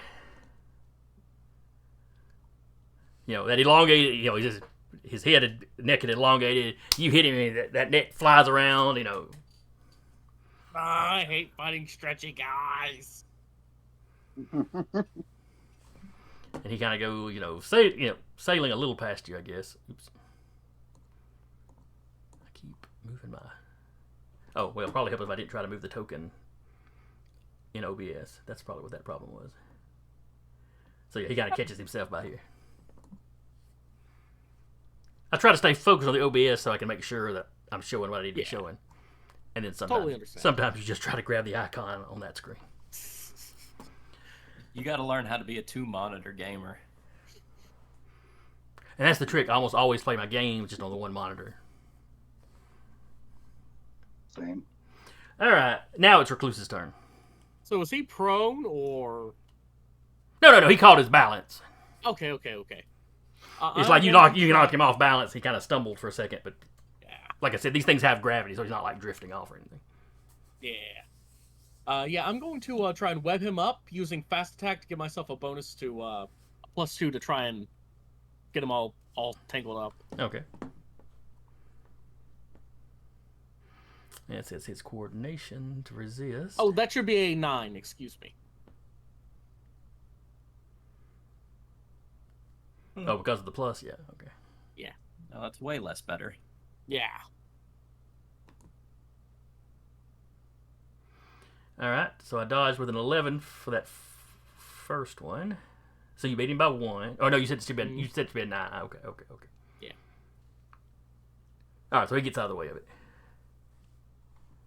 And that second one is another. No, wait. I'm sorry. I'm looking at when you rolled dodge. Hang on. You rolled an 11, but you said it should actually be a 9. So yeah, I did roll. Yes, sir. Okay. It's all right. So you spray webbing at him. He gets out of the way. So our two super strong, super agile guys are fighting. You got the best of the first exchange, though.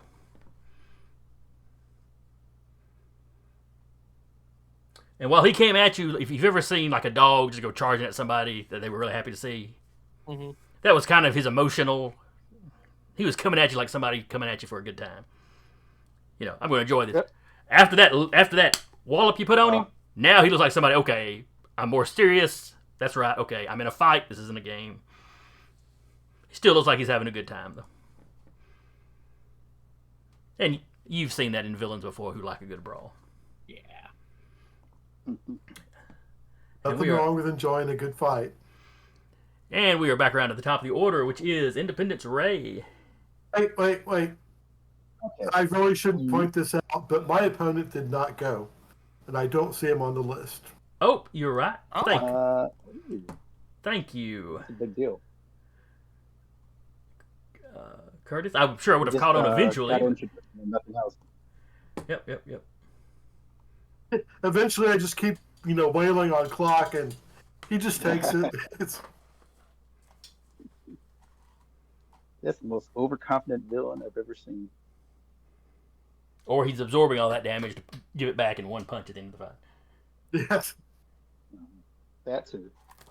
Awesome. Wow. Okay. I was looking at it. Hang on, I looked at his prowess and not his agility. Ew, I should have stuck with his prowess. Alright, so he goes on a 7, which is convenient because that means he'd have gone after Recluse anyway. So Recluse went, and now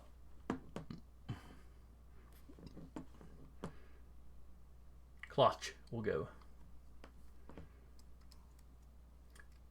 Who I think I'm just going to call the Stone from here on out because I'm not sure I'm pronouncing that Irish right. Or Gaelic, whatever. So yeah, when Landshark does his introduction but doesn't actually attack, Clutch makes his response. Kind of waits a second, like he's kind of waiting for you to do something, and then, shrug of the shoulders, he charges at you. Just good old-fashioned, just covering the distance, getting ready to take a swing. Your impression so far is that this guy is just a brawler.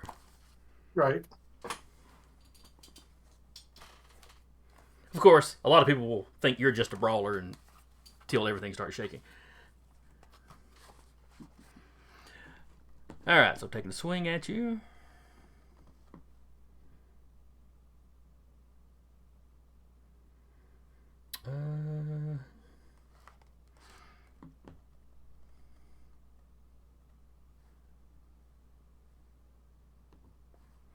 He got an 8.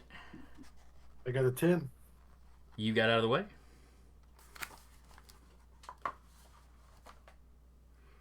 And then we'll go around to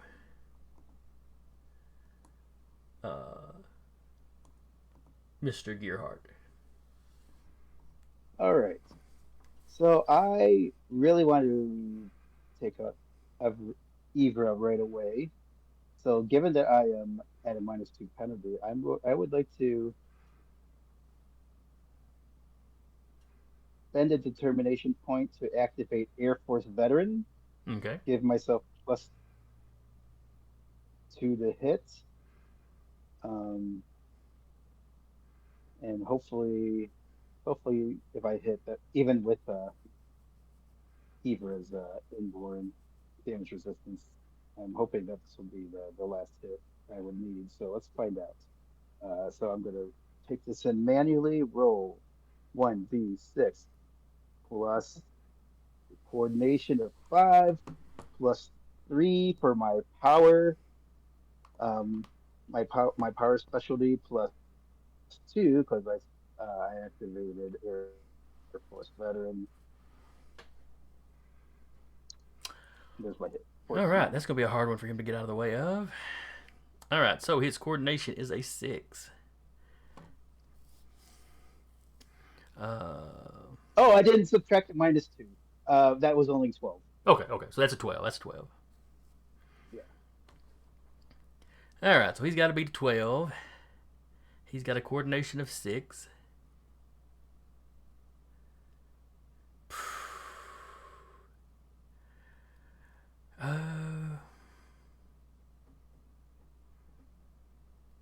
So he'd have to roll a 6. Do I want to tap a quality? Let's see. He's loyal to his crew. Don't know if I really see that one affecting.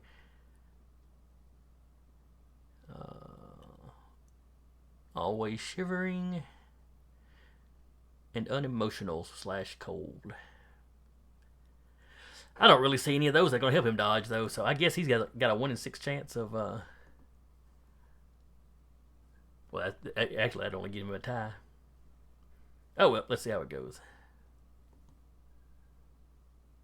He rolls a 12. Oh, he got it. Darn. So that means you do half damage. All right, well, that's 4.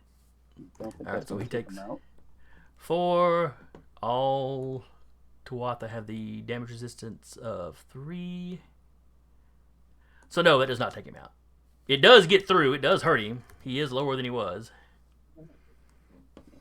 All right. Then it's his go. Immobile.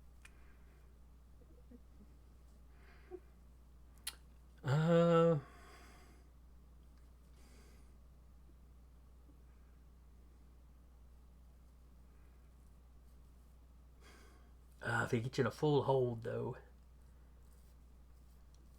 he could spit. All right. Sorry, I'm being indecisive. He could build a fortress of ice that you'd have to blast through to get to him.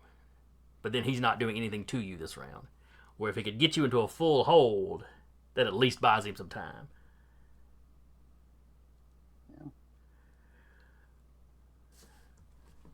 So yes, he is going to try to encapsulate you again. Okay, so that's another coordination. Yep, coordination v coordination. Really dodge attempt. So now here's a question. Since I can't move, do I not get my aerial combat adds? Because technically I'm not flying around, and that would mean that not only do I not get that +2, but I still get the -2 on top of that for being held. I think you make a good point there. I think the combat would still be considered aerial, wouldn't it? All right. Well, the trick to aerial combat is you got to be flying around. Aerial combat means you can like bob and weave. Yeah. Yeah. So does that? So should I just add coordination and then the -2? I think that's what it is. All right, but it's a -2 to action, to perform actions.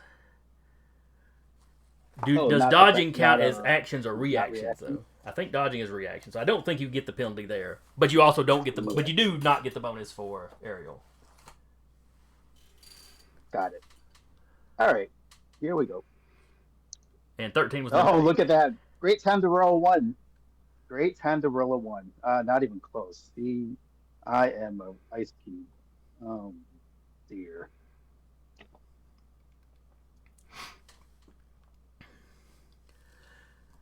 All right, so that is you are in a full hold I'm now. glad I didn't spend it.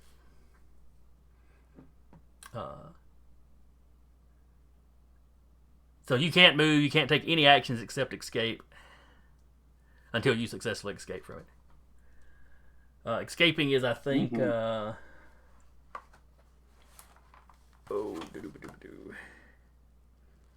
Is it strength? I believe it's strength to break out. Could it be light blast? Yes, if you've got a power that's an applicable power, I would allow you to use that. In light blast, yeah, I could definitely see you trying to blast your way out. But even if successful, though, it takes your action. Right. So he does that, and then he uses his movement to get over to the base of the little spire he's got you in. Oh. Okay. You don't know why he ran over there, but the ice is pretty clear. You can see that he moved over there. Unison. All right. I'll go ahead and have one copy shoot Mr. the Stunning. Okay. TK blast, mind blast. What's he doing? Telekinetic blast, just as a reminder to myself whether or not I can even hit or hurt him. All right. His coordination. You got an 8. He got a 7 because y'all both rolled 1s. Yeah. So you can hit him. Does the 6 damage go through? Let me double check. Yes. All right then. Obviously not the whole 6. You do remember that he's more durable than normal. But, yeah, it wasn't completely blockaded though, which is important. Yeah. Then, You definitely did harm to him. Next shot's a 13.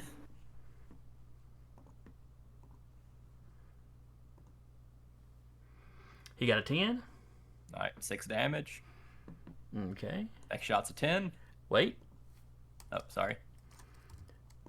So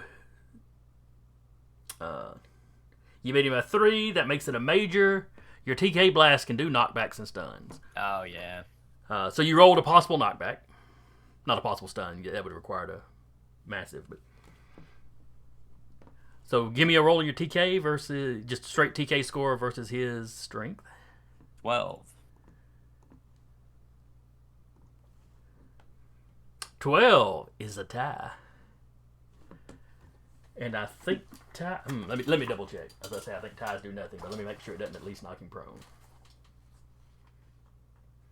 Killing, stunning, slamming. Yeah, failure or marginal success means no effect. A moderate means he gets knocked prone, and then a massive or major he actually goes flying an area away. All right.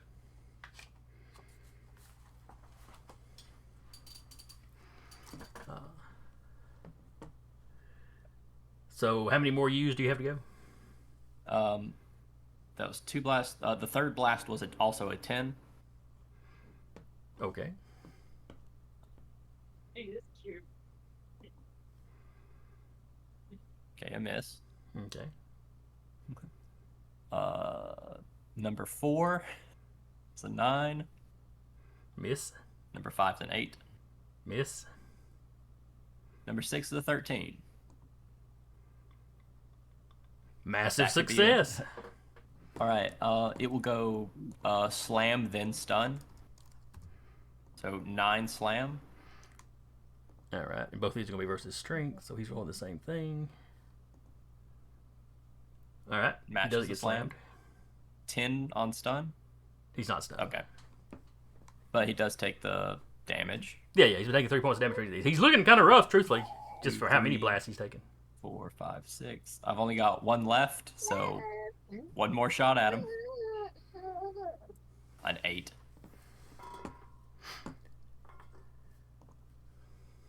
A 12. Yeah. Rolled 3 minimum rolls in that. That's Yeah. rough, statistically. Yep, I have to stop complaining. I've rolled a lot of 1s today, but I've also started rolling a lot of 6s, so I guess it even. Oh, I mean, in the total spree of that, I rolled. Yeah, only the 3 ones. So yeah. But all right, that's my turn. All right. Just shoot.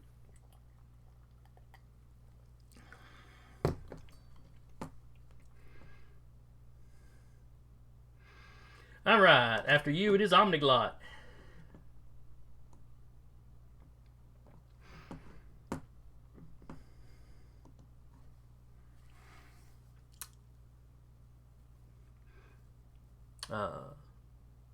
She runs up and starts one of her multi-thread of thought conversations.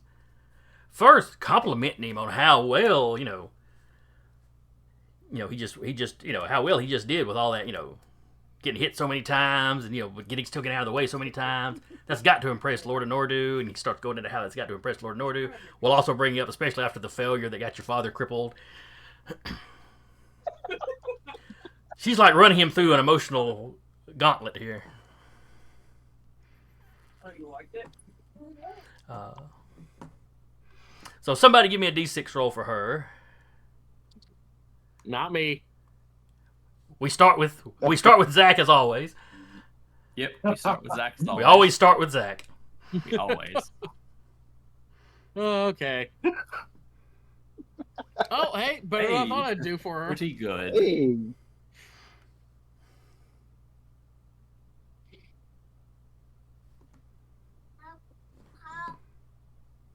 That is a massive success. He is like super, super stunned. Wow. And he's just sitting there, gibberish is coming out of his mouth. Not like he's lost his mind, but it's like he starts to try to answer or to respond to one thing she said, but then she's kept going on with 2 or 3 other comments, and he's like trying to answer that, and it's like you're just getting parts of words at a time. As his mind is kind of getting scattered across as many different lines of thought as she's spitting out, but his mind can't quite handle it.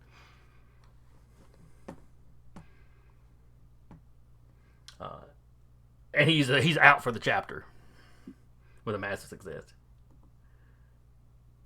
Wow. That's wonderful. And one of those little threads is her kind of over to Unison, focus on the dogs. Because, she can't do much to the dogs. Right. Who's a good boy? Who's a good boy? Okay, sure, I'm telling him that 5 different ways, but that's not really confusing him. Dog's just happy he's getting attention. Well, also they're robots, so they may not think like, You're not sure that these are really like sentient level robots anyway. And they're not Star Trek robots that are easily confused. Right. To be fair to Star Trek, that was a trope of sci-fi at the time. Like how they kept running into like duplicate Earths out there. Yes. That was Right. a sci-fi trope of the time. In a truly infinite universe, everything's bound to happen more than once, kind of thing.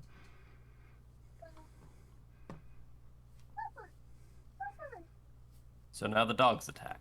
And now the dogs attack. They keep going after the one they were going after. Joyful. So they're helping each other. So I just need to roll for the big one.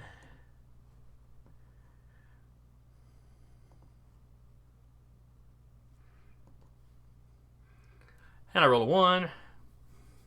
Neat. That I won't complain about because I just said I don't need to complain about. Alright, so you get out of the Got way. 11. So yeah, you get out of the way without any trouble. I really thought these dogs would at least be marginally useful when I statted them up. They just aren't working out that way. I mean, to be fair, Unison is a high prow or pretty good prowess character. Yeah, that's fair. That's fair. And the martial arts makes it difficult to manhandle him. All right, the stunning doesn't get to go because he is stunned.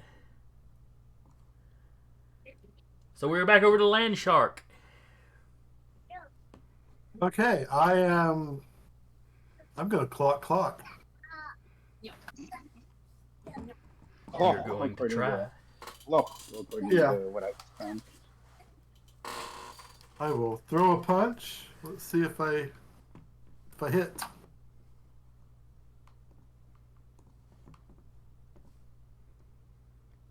Yeah, marginal success. You do half damage to him. Well, I bet it doesn't even phase him. It's going to be half damage, which would be 4. Yeah, Obviously, he's going to have damage resistance. The big question is when I hit him, does he feel like stone? Well, he's definitely a hard body. But he is more supple than actual stone. So as far as, if Land Shark is wondering, would my powers work on him? No. The name must just come as a physical description. Sure. And it's definitely tougher than normal skin. And it's got a vaguely stone-like appearance, but that's about as far as it goes.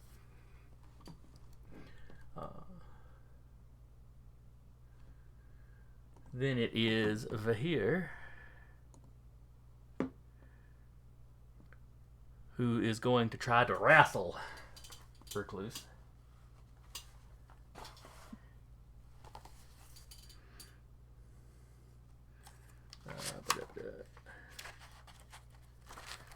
Lifting, running, swimming, standing.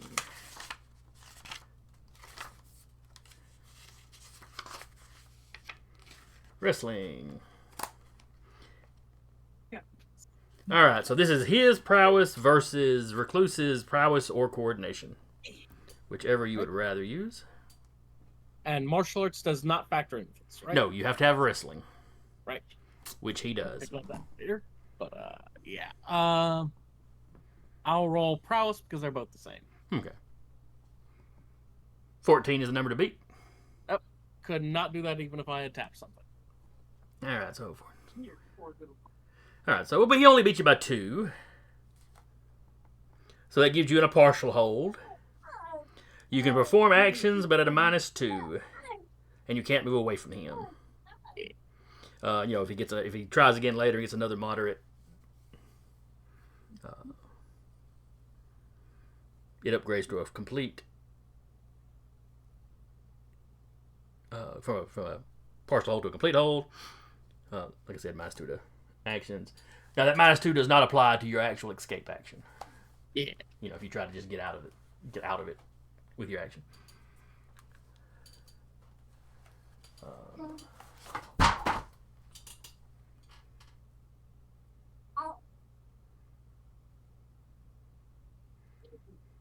Let's see. Okay, he can only do the automatic strength damage if he's got a full hold, not the partial. Okay.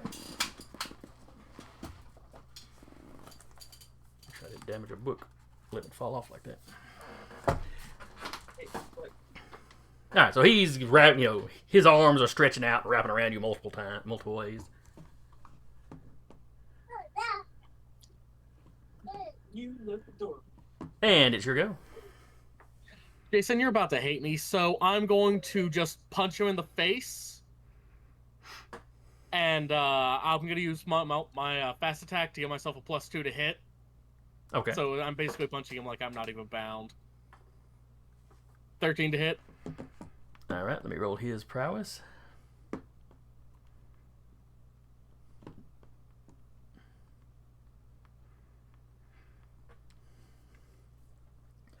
Oh, let's see. Does he have any qualities I could tap?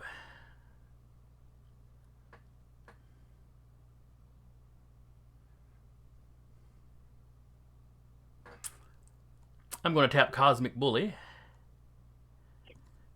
Because he's used to grabbing people and them trying to, hit him or whatever. So Yeah. he stretches his neck backwards to get his head away from you while laughing at you. But let's roll to see if he actually succeeds. He did not. And tapping that gives you a determination. Woohoo! I need all those I can get. So you beat him by 2, so it's just a straight damage. How much damage did you do? 8 points. 8 points minus the 3. So he starts laughing at you and stretches his head back, but he's not fast enough.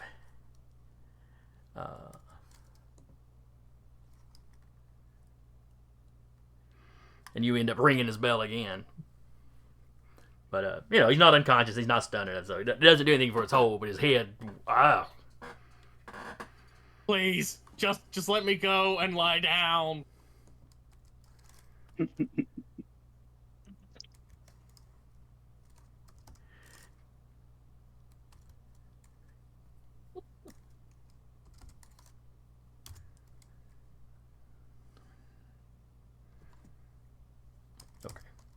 Sorry, I jumbled up his current stamina for a second. Okay, I got it sorted out.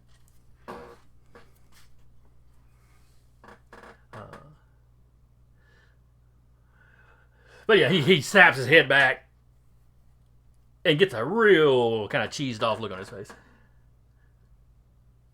Just let you go. It's not how this works.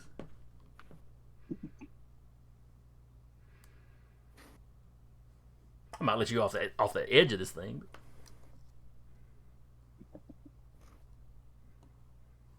Then it is stone or cloaks.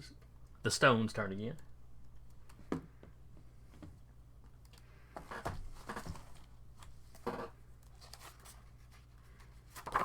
All right.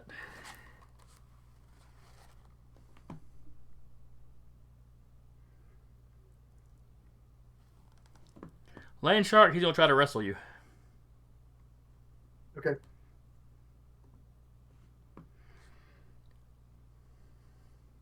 Oh, so that means my martial arts do not count this time. Correct. You would have to have wrestling. He got an 11. You got a 7. Ooh. He has you in a full hold.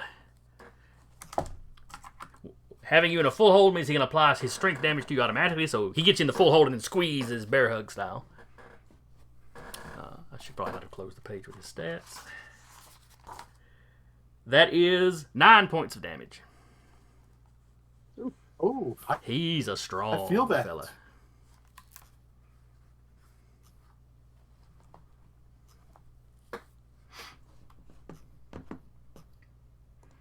And then back down to Independence Ray. All right, I'm just going to try to blast out of this thing. Okay. So, would I basically just be rolling my light blast force with no attribute modifier? How would that work? Would that basically be my attribute? Yeah, since you're using your light power, that would be the attribute you're using.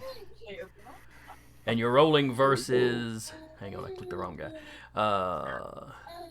Versus the rank of his elemental control, so let me roll that. Oh, I rolled. Wow. You start glowing. It's everywhere. At a distance, it almost looks like a weird, fancy glass. Because the spire is narrow, and then it comes up, and it's almost a cylinder around Ray.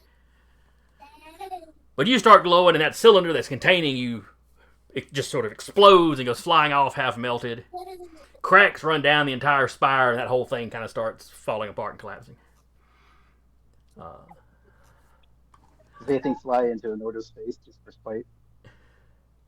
No, when they go flying off at speed, when it hits about, right around the edge of the island, something seems to slow it down, and then it just starts drifting off like it's drifting through regular space. It is, some of it is heading his direction, but at a slowed down rate.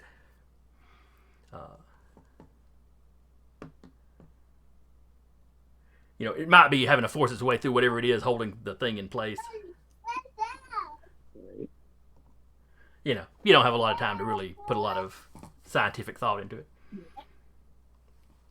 Not with Eva ready to attack right away. And he is very ready.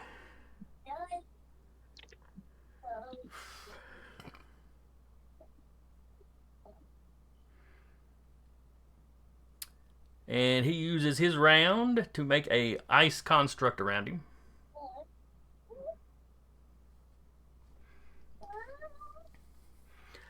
It's just sort of a half dome. Well, half globe. It's a dome. He built a dome around himself, and you can see all these like ice supports inside the dome, strengthening the outside. But it's clear enough that like you can see him inside there, and it's clear enough that he can see out to you. Got it.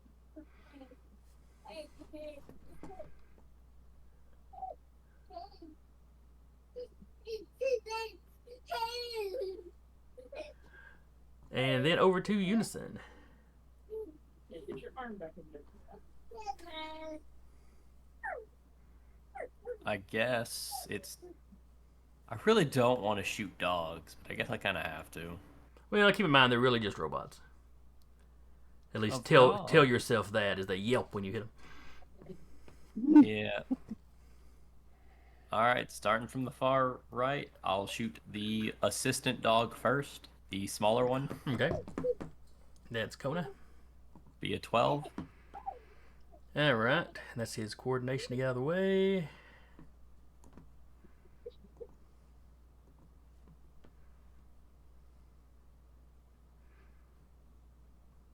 This dog's gonna have such an incredible coordination. I'm gonna be confused, thinking it can shoot a gun. It got a 7. All right, let's go ahead and start with that sweet slam for a 10. All right. That's versus his strength. And are these stunnable as automatons? Yes, I believe they are. Okay, then 10 on the stun as well. Okay.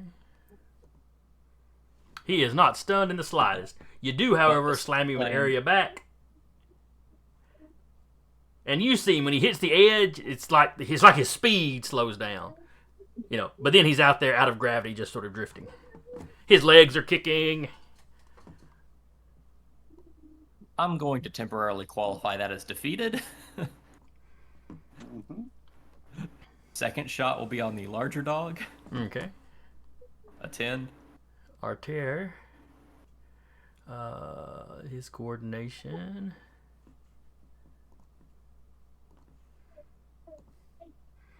Ooh, he got a 4. Ooh. All right, let's run this again. Slam is an 11. He is not slammed. Stun is an 8. He is not stunned. All right, just take 6 damage then. Oh, yes, 6 damage. Minus his resistance, because this is the more armored up one. Okay, he takes a little damage. All right, third shot is an 8.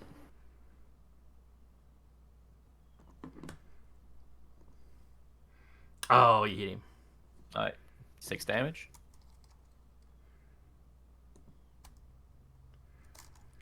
Fourth shot be a 9. All right.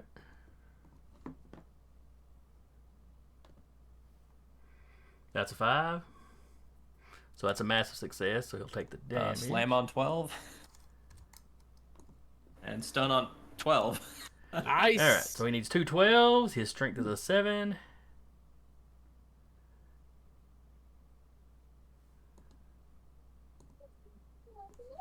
He is not stunned, but he does get slammed. He goes flying out. Into space. Just push them out. Both sounds. And where the little one is still kicking his legs, the big one, like, the legs move a little bit when he's first out there. And then he just folds them up under him like a dog laying down. Except, he's sitting there rotating in space. Oh. That's adorable. Well, I've got 3 shots left, and I cannot leave this area until my opponent is defeated. So I'm gonna look at the stunning and be kind of sad as I shoot him 3 times. Okay. Just step up to the back of his head. Thump. An 8. I'm just going to say you do because he's completely, he's stunned until Okay. we're done. So the rest of your guys walk over there and just make sure he's completely, actually not physically knocked out. Is there enough damage between the 3 shots to do so? Probably. Y'all can stack up for the damage or whatever. All right. Like I said, we're just not gonna worry about it. And then turn to an Ordu. I believe my opponent is defeated, and I may assist my allies. Such are the rules of the contest. Cool. But I can't do that till next turn because I fired all my shots. And then Nordy was just looking at the stun. Useless.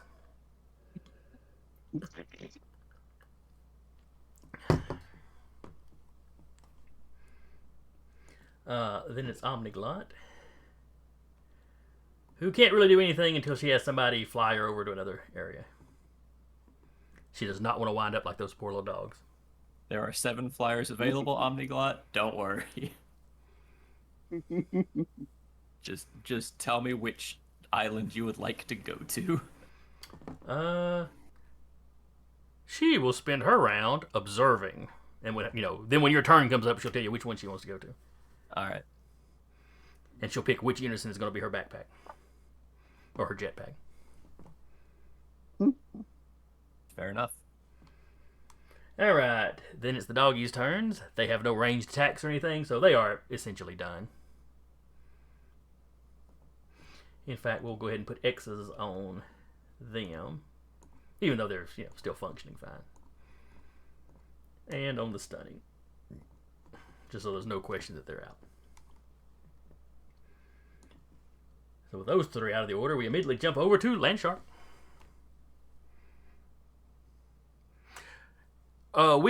We're at 10 minutes till 4. Does anybody have a hard quit time? Not this little bear. Technically, I do have a 6 o'clock game night, but we're not doing our regular campaign. It's just a miscellaneous game night, so I can be late. Okay, we'll try not to stay too late. Okay. I have a question. Mm-hmm. 2 questions. Okay. 1, I'm bound. So the rules on that is I can't technically attack I say he's got you in a complete unless hold. I break free. All you can do is try to break free. Does that include using my earth powers? If you can give me a good way that you're using your earth powers to try to escape, I might allow it. Earthquake?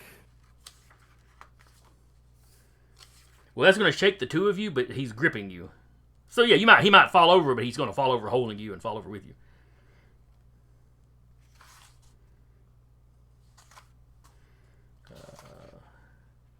You take 9 damage too. But I guess I will just try and break his hold. Either that or I could try and bury us in the asteroid, but that also buries me. I don't know if that would throw him off his game or not.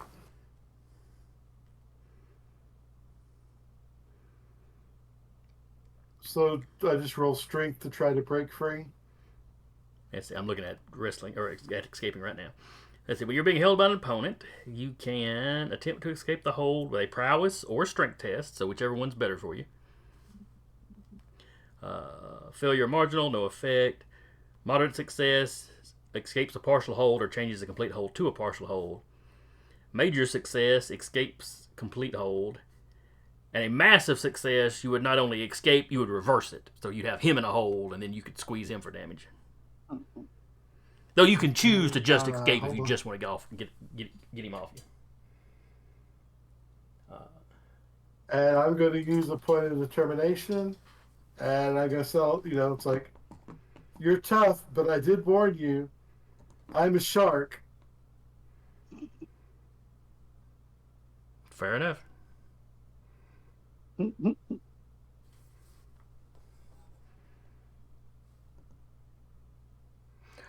He rolls a 1, resulting in a total of a 10. Versus Landshark's 14. So That's a major, I believe, then. Because the first two is a marginal.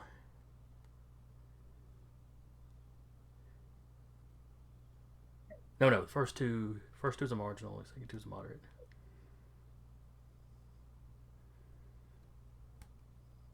Yeah. All right, so it's a major success. So you are free. It's your snake attack. Yeah. All right, so you've gotten loose from him, which is good because if he still had that hold, when his turn comes up, he was going to throw you off the island. He just scrolls. Yeah. All right, now we jump over here to Recluse. Well, Recluse's opponent, I should say. All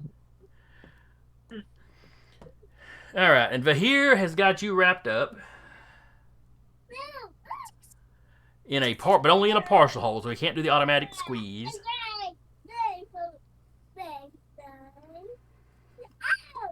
But I am going to give him a +2 on his attempt to bite you. That's fair. So, prowess.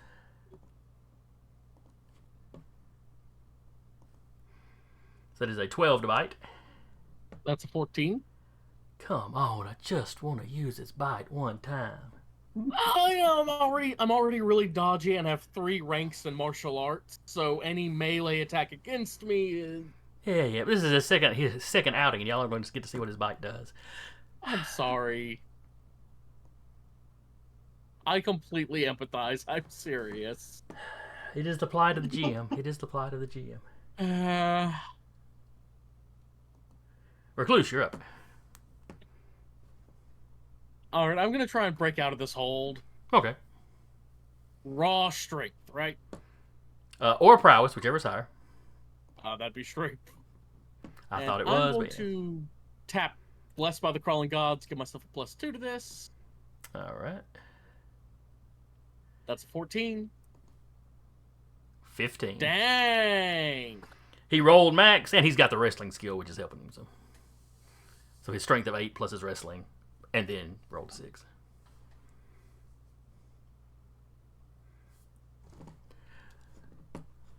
So you struggle, but he keeps hanging on. It's a stalemate. All right, and then the stone. So you got loose from his grip.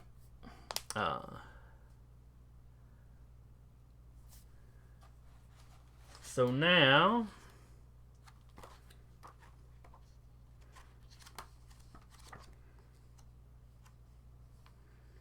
let's see.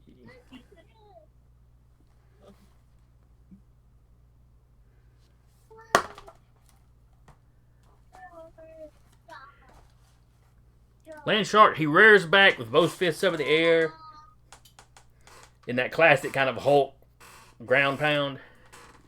Right. And he strikes just right, just barely misses the tip of your toes as he comes down on the rock. Let me roll his prowess.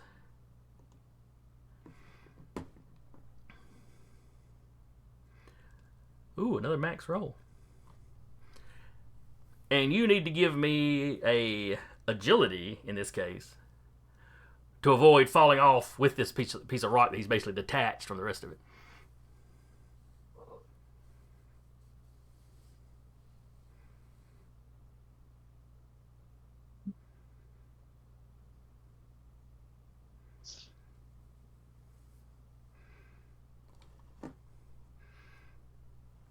All right. So you failed to do that. So you are still standing on this little chunk of rock that's now floating away from the big rock. Okay. And you see the stone straighten up, sort of smile at you. He looks over at Nardu like he's waiting for Nardu to say something. But Nardu does not say it immediately. Bruce, you still have a chance. Independence Ray. I'm tempted to go over and push you over, but I think you could take care of that on your own, right? I think so. Yeah. Unfortunately, my fight with Clock is not going to be a quick one. This is And Clark realized Okay. that, and you realize his whole strategy is changed. I just need to get him off this rock. Yeah. Yes. Speaking of which, now Ivra is kind of close to the center of the rock. I don't think there's going to be, Yeah, and he's put that especially big under dome that thing curtain. around him. So it's like he's armored up. You got to Yeah. get through that dome before you can actually damage him. I want to see if maybe the rock is softer than that, than his ice. So I want to, can I try? I'd like to blast at the ground and see if I can't break my way under the dome. Alrighty. Let me look up everybody's favorite benchmark table. I'm going to get ready to tag equality.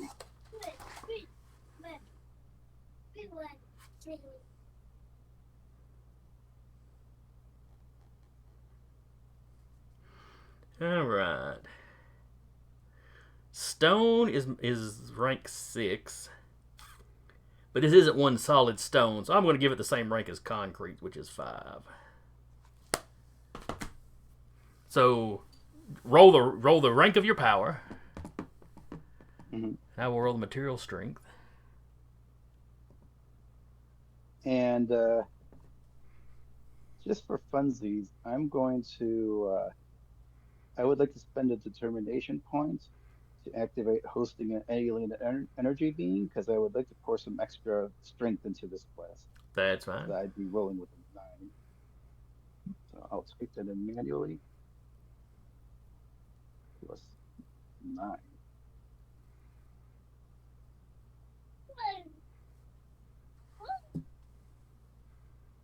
13. So you beat what I was needing by 3. So that's a major success. So yeah, you basically bore into the rock because you realize it's a composite. You know, these things seem to come out of nowhere. More than likely, he just grabbed every bit of space dust around. Mm-hmm. Oh, I see. You know, like I said, concrete's it's strong. You know, it's concrete-ish. But yeah, you bore through it, and you are now you come up inside the little dome with him. There's not a lot of room to maneuver in this dome. You're not going to be able to fly around, but you no longer have to worry about blasting through the dome to get to him. Unfortunately, this is also your action for the round. Yeah, and it's his turn, and I've just delivered myself right up to him. And he's going to try to take advantage of that. Yeah. He's usually got a pretty just poker face on. He doesn't give away a lot emotionally. You definitely see some surprise and, you know, maybe a slight flash of fear before, you know, he drops back down to his controlled expression. Sure. And he's not bothering with ice this time. He is just trying to pull all your body heat out. So Oh. he is using his energy control cold. Which is still coordination versus coordination. And no aerial combat bonus. No aerial combat for this. So just, I guess I just roll straight up. Yeah, just straight up coordination. All right. Oops.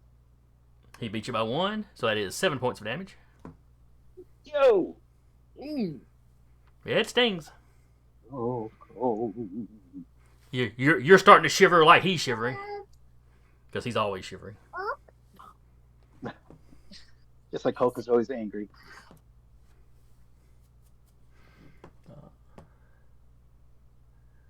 But that's him for the round.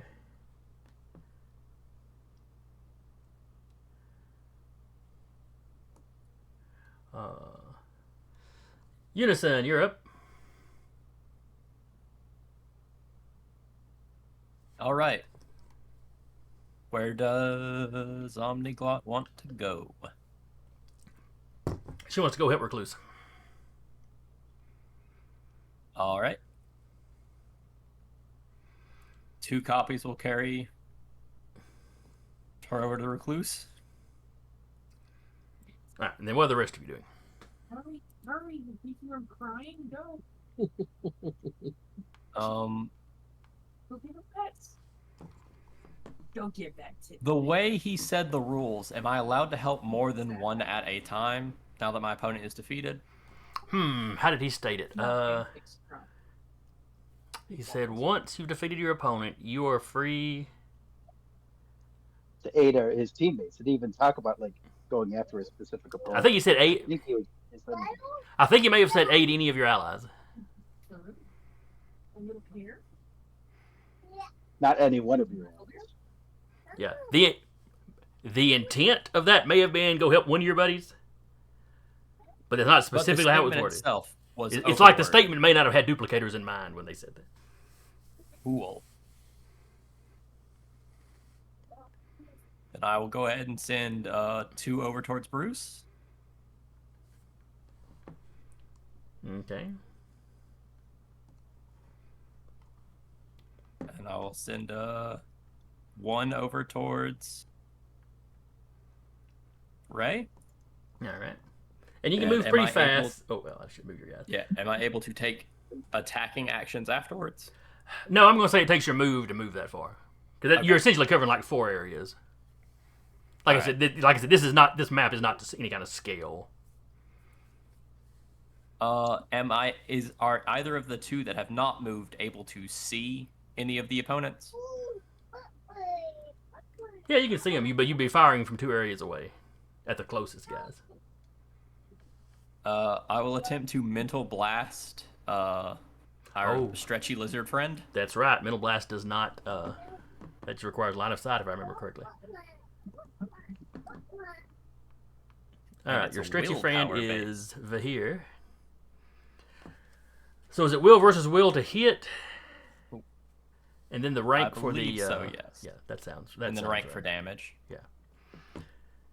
8 on the first blast to Vahir.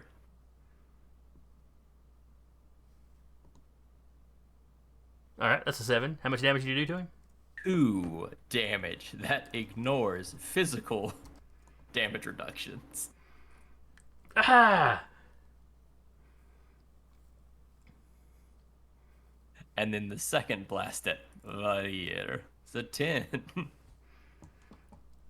He looks over like he's getting ready to call you a cheater, and then sees that his buddy's down. So 2 more damage. Recluse.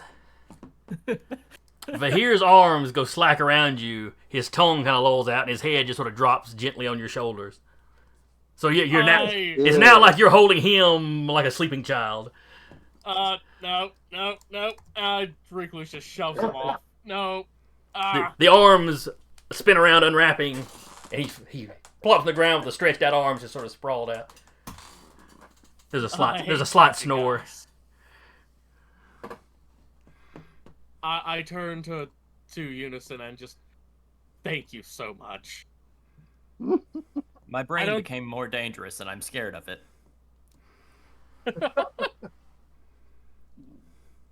Says one of the ones holding Omniglot. Omniglot uses one of her hands to pop one of the ones holding her in the back of the head. Pow! If you were just gonna knock him out, you could have told me. You could have taken me somewhere else. Hey, my brain was barely able to give headaches before. I didn't know 2 shots were gonna take him out. Well, Zach Recluse had roughed him up prior to that. Yeah. His will to fight had gotten kind of low. All right, so is that all of it, or all of you? Yeah, it's all of me. Because the 2 that are carrying her can't keep carrying her elsewhere, can they? No, they've done their thing. Yeah. Omniglot observes the battle to see where else she should go. Where do you want to go next?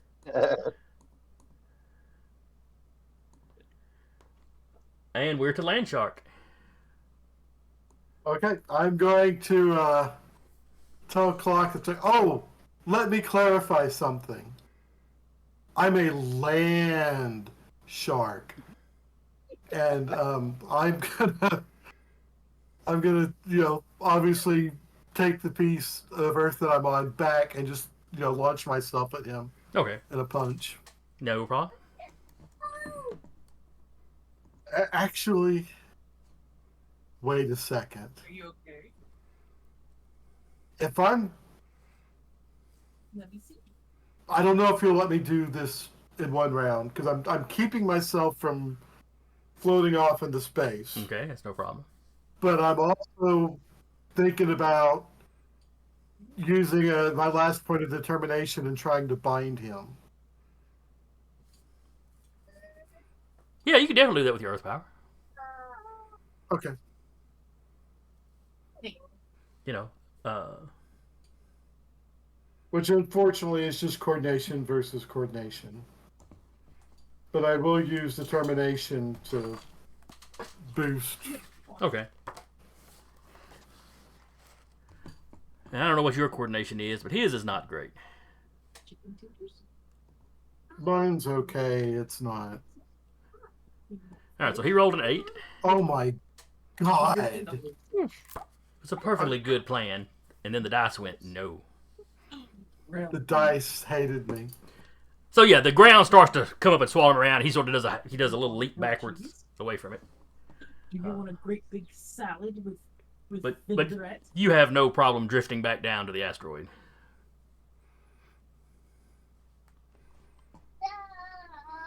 Then it's the lizard guy who is out.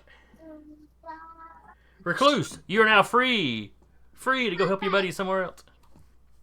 Could I just make the distance between my asteroid and this asteroid by either just jumping or weblining over there? Yes. If you jump, when you hit that barrier, it slows you down and you drift slower. But yeah, with a web line, you can just pull yourself across. That is exactly what Recluse is going to do. He's going to get a nice running start, leap, float, web zip, and he's on there. All right, so that is one area. Look at beautiful little.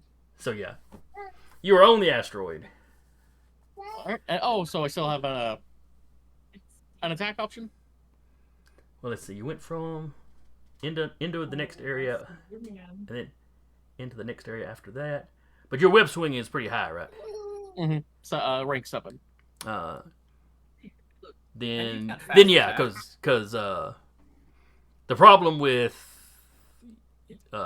Unison was he was crossing 3 to get there Gotcha. because it was kind of like empty space, this asteroid, empty space, and then the asteroid he was getting to. So yeah, go ahead and take an action.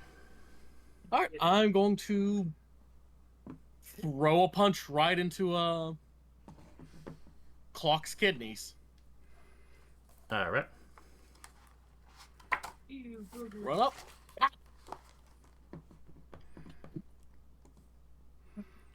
Ooh, he only got an 8.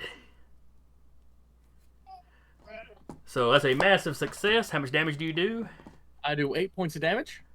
All right.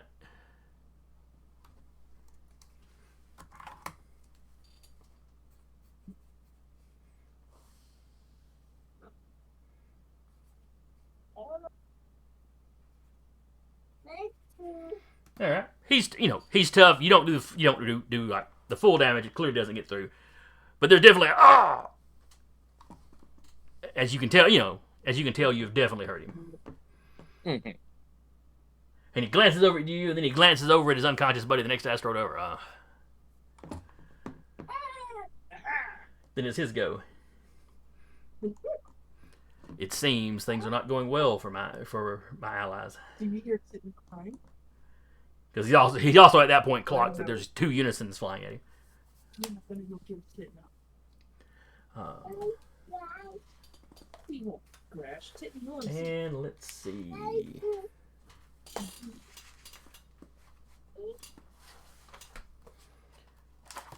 How does the area? Ready? I'll get the right book eventually. Okay. All right.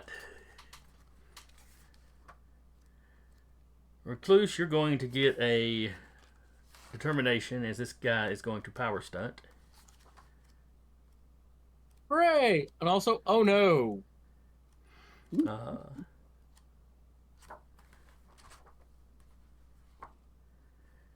Because he is power stunting, basically putting area on his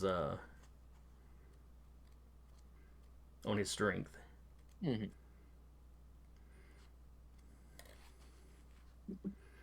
Let's see here. Or burst, I believe it's actually called burst. Yeah.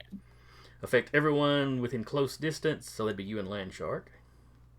Roll one test of the power. The different opposing abilities of the targets provide different difficulties and outcomes.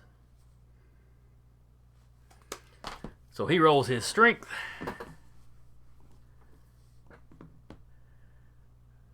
Of an 8. He rolls a 1 on the dice, so the two of you need to beat a 9. He's basically doing a like foot stomp kind of thing, sending out a shockwave all around him, trying to knock people around and damage them. Like my tremors when I. Yeah, it's essentially the same. Mechanically, it's essentially the same thing. And they be prowess or coordination. That's a good Oh, I thought call. it was strength. I'm sorry. Well, he's rolling his. He's doing it with his strength. My bad. I can see it being either one, prowess or coordination, whichever one y'all'd rather use. All right. That's an 11. Martial arts is obviously not going to count. All right, so 7, 8, 9. Recluse, you easily get out of the way of it, or you leap up as the little shockwave runs across the ground under you. Bruce takes it full in the chin, so to speak. But it's just a moderate success, so there's no knockback or anything. So that is 8 points of damage. Oh man, it's like using my own trick against me. Let go. That's not a chew toy. Any toy is a chew toy if you believe in yourself.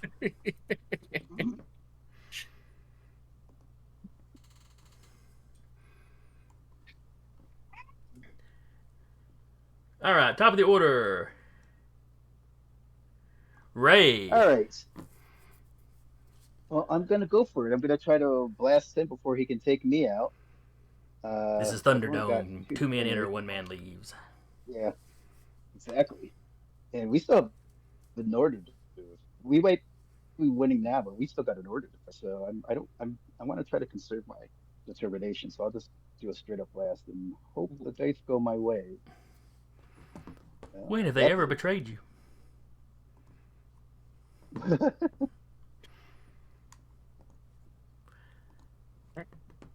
All right, so this is coordination. Moderate success. Good solid hit. You do 7 points of damage with that. 8 damage. Oh, 8 damage. 8. Minus his 3, so he takes a 5. He had 4 left. He is out. He goes slamming up against the inside of the dome and then drops to the ground. Boom. That was a close one.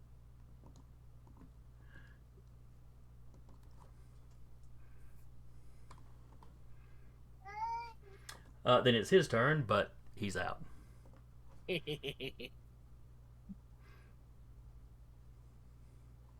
Unison. Omnigloss just pointing towards Bruce's island. Yeah. But first, just to make sure, Ray is hurt, correct?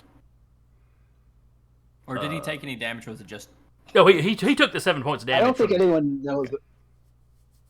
I don't know that Yeah, but that would have been out of sight, and I don't think I announced it. That's fair. Right, but I still have a Unison on your island, so I might as well check. Oh, sure. Like, oh, hey, fight's done. Cool. You okay?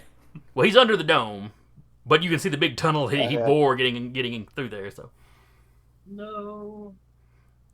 You find me huddled up and shivering, No. preparing to catch a second wind. But you're going to be my second wind eventually. Yeah, I'll just be prepped to heal you if you're hurt. all right. Awesome. So Unison pops in to ask Ray if he's okay. Yep. Ray, what do you say? Body heat. That is You can see unfortunate. the unconscious Zebra and it was like an energy drain. Yeah, I'll pop a heal. Okay. 6 points. Or up to full, whichever's closest. He took 7 from that blast, so that should get him up to just -1. All right. Yep. And I feel much better. Thank you. And then on Bruce's island, my 2 copies will just attempt a mental blast on Cloak. The stone. 9 for the first one. Oh, goody. He has He's a what- massive willpower. He's one of those massive willpower guys, yeah. Yeah. Mm. So 7. Oh, 2 damage. Okay. Second, brain blast. On an 8. And an 8. 1 point.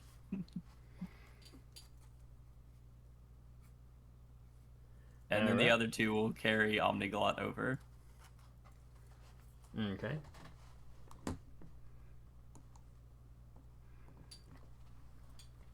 And from that distance, are the other 2 able to blast at? Yeah, they only had to do like Zach did that time. It was just crossing one area to get to this Oh place. no, so- I meant the 2 that are farthest away. Oh. Izzy! Because the mental link means that they know where he is, but Give me an I don't awareness know. to see. Give me an awareness roll to see if you can see him. okay. Because they do have to be able to. The ones doing the blast have to be able to make him out. So. But it's not that far away. So 3 areas away, I'll roll a 3. So it's a total of 6. Yeah, okay. You can see him well enough to blast him. All right. Well, that's gonna be a 4 more brain blasts then. All right, just roll off 4 of them, then I'll roll off 4 of All mine. right. 10, 13, 9, 9. All right, 10 versus 5, 8 versus 13, 6 versus 8, 6 versus 9. So it's gonna be 8 more points of damage and damage. And then I think the possibility of a slam? Yeah, you can't. You can slam him, but the knocked prone is the worst you can get. Yeah. As far because it's not physically throwing him anywhere. Doesn't move It's him, just yeah. making him grab his head and fall down. It doesn't matter. But He was it's- unconscious from the damage. Okay, cool. Man. Unison I like- is suddenly the children from the village of the damned. One of the Unisons holding Omniglot at a distance just kind of whispers, "Jeez, no wonder Mom thinks she can take over the world."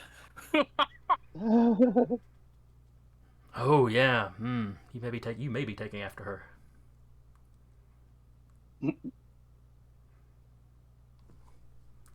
On the other hand, when we get back home, you should probably talk to her about the ins and outs of this ability.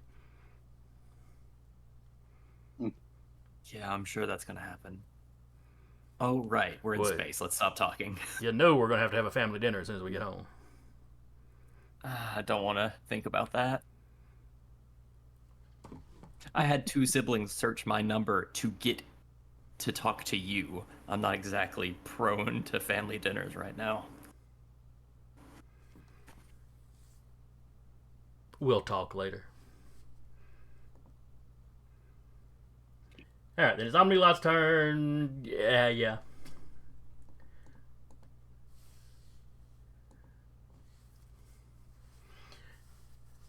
We just all get to turn to a Nordu now.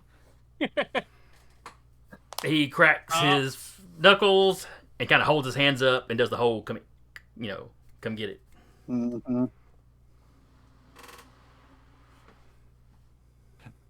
I wish I had talked to Bruce. Because in Ordu it said, all we have to do is knock him off of that, correct? That is correct. My thought is, I'm on the biggest asteroid. It's like, tell everyone, hang on, and we're going for a ride, full steam into Nordu's asteroid and see if we can just bust it to pieces. You could also just flip it over.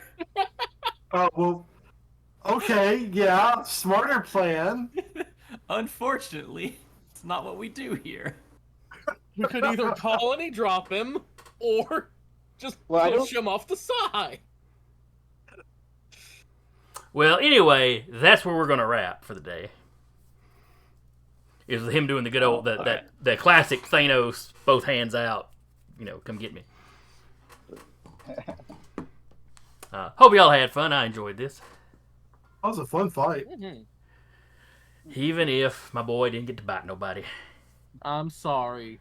I know he was specifically designed to fight Recluse. I know Well, I mean, he was. You do webs, he does stretching, similar agilities. But it's like, I swear Landshark's a good build, but he does not always do well in combat. You know, and his bite drains physical attributes. Oh, that's such a good one, I too. know. I think he bit somebody in the first one, but it was somebody that didn't have really enhanced physical attributes. Because it doesn't drain like normal people's. It drains anything above the... Anything that would be considered a power. So what is it, 6 above, 7 or above, something like that? So it could only drain a person down to like normal, I think. I think that's how I statted it up. It's been a while since I statted him up. But I just wanted to bite Recluse a little bit. Just Oh well. a little bit. Maybe in some future season. But anyway, I hope anybody watching at home or listening to this afterwards, hope you enjoyed it. I hope you come back next time. Again, I was your GM for the day, Jason, and with me has been Zach playing Recluse. I hope you all had as much fun watching as we did playing. Mike is Independence Ray. I'll see y'all.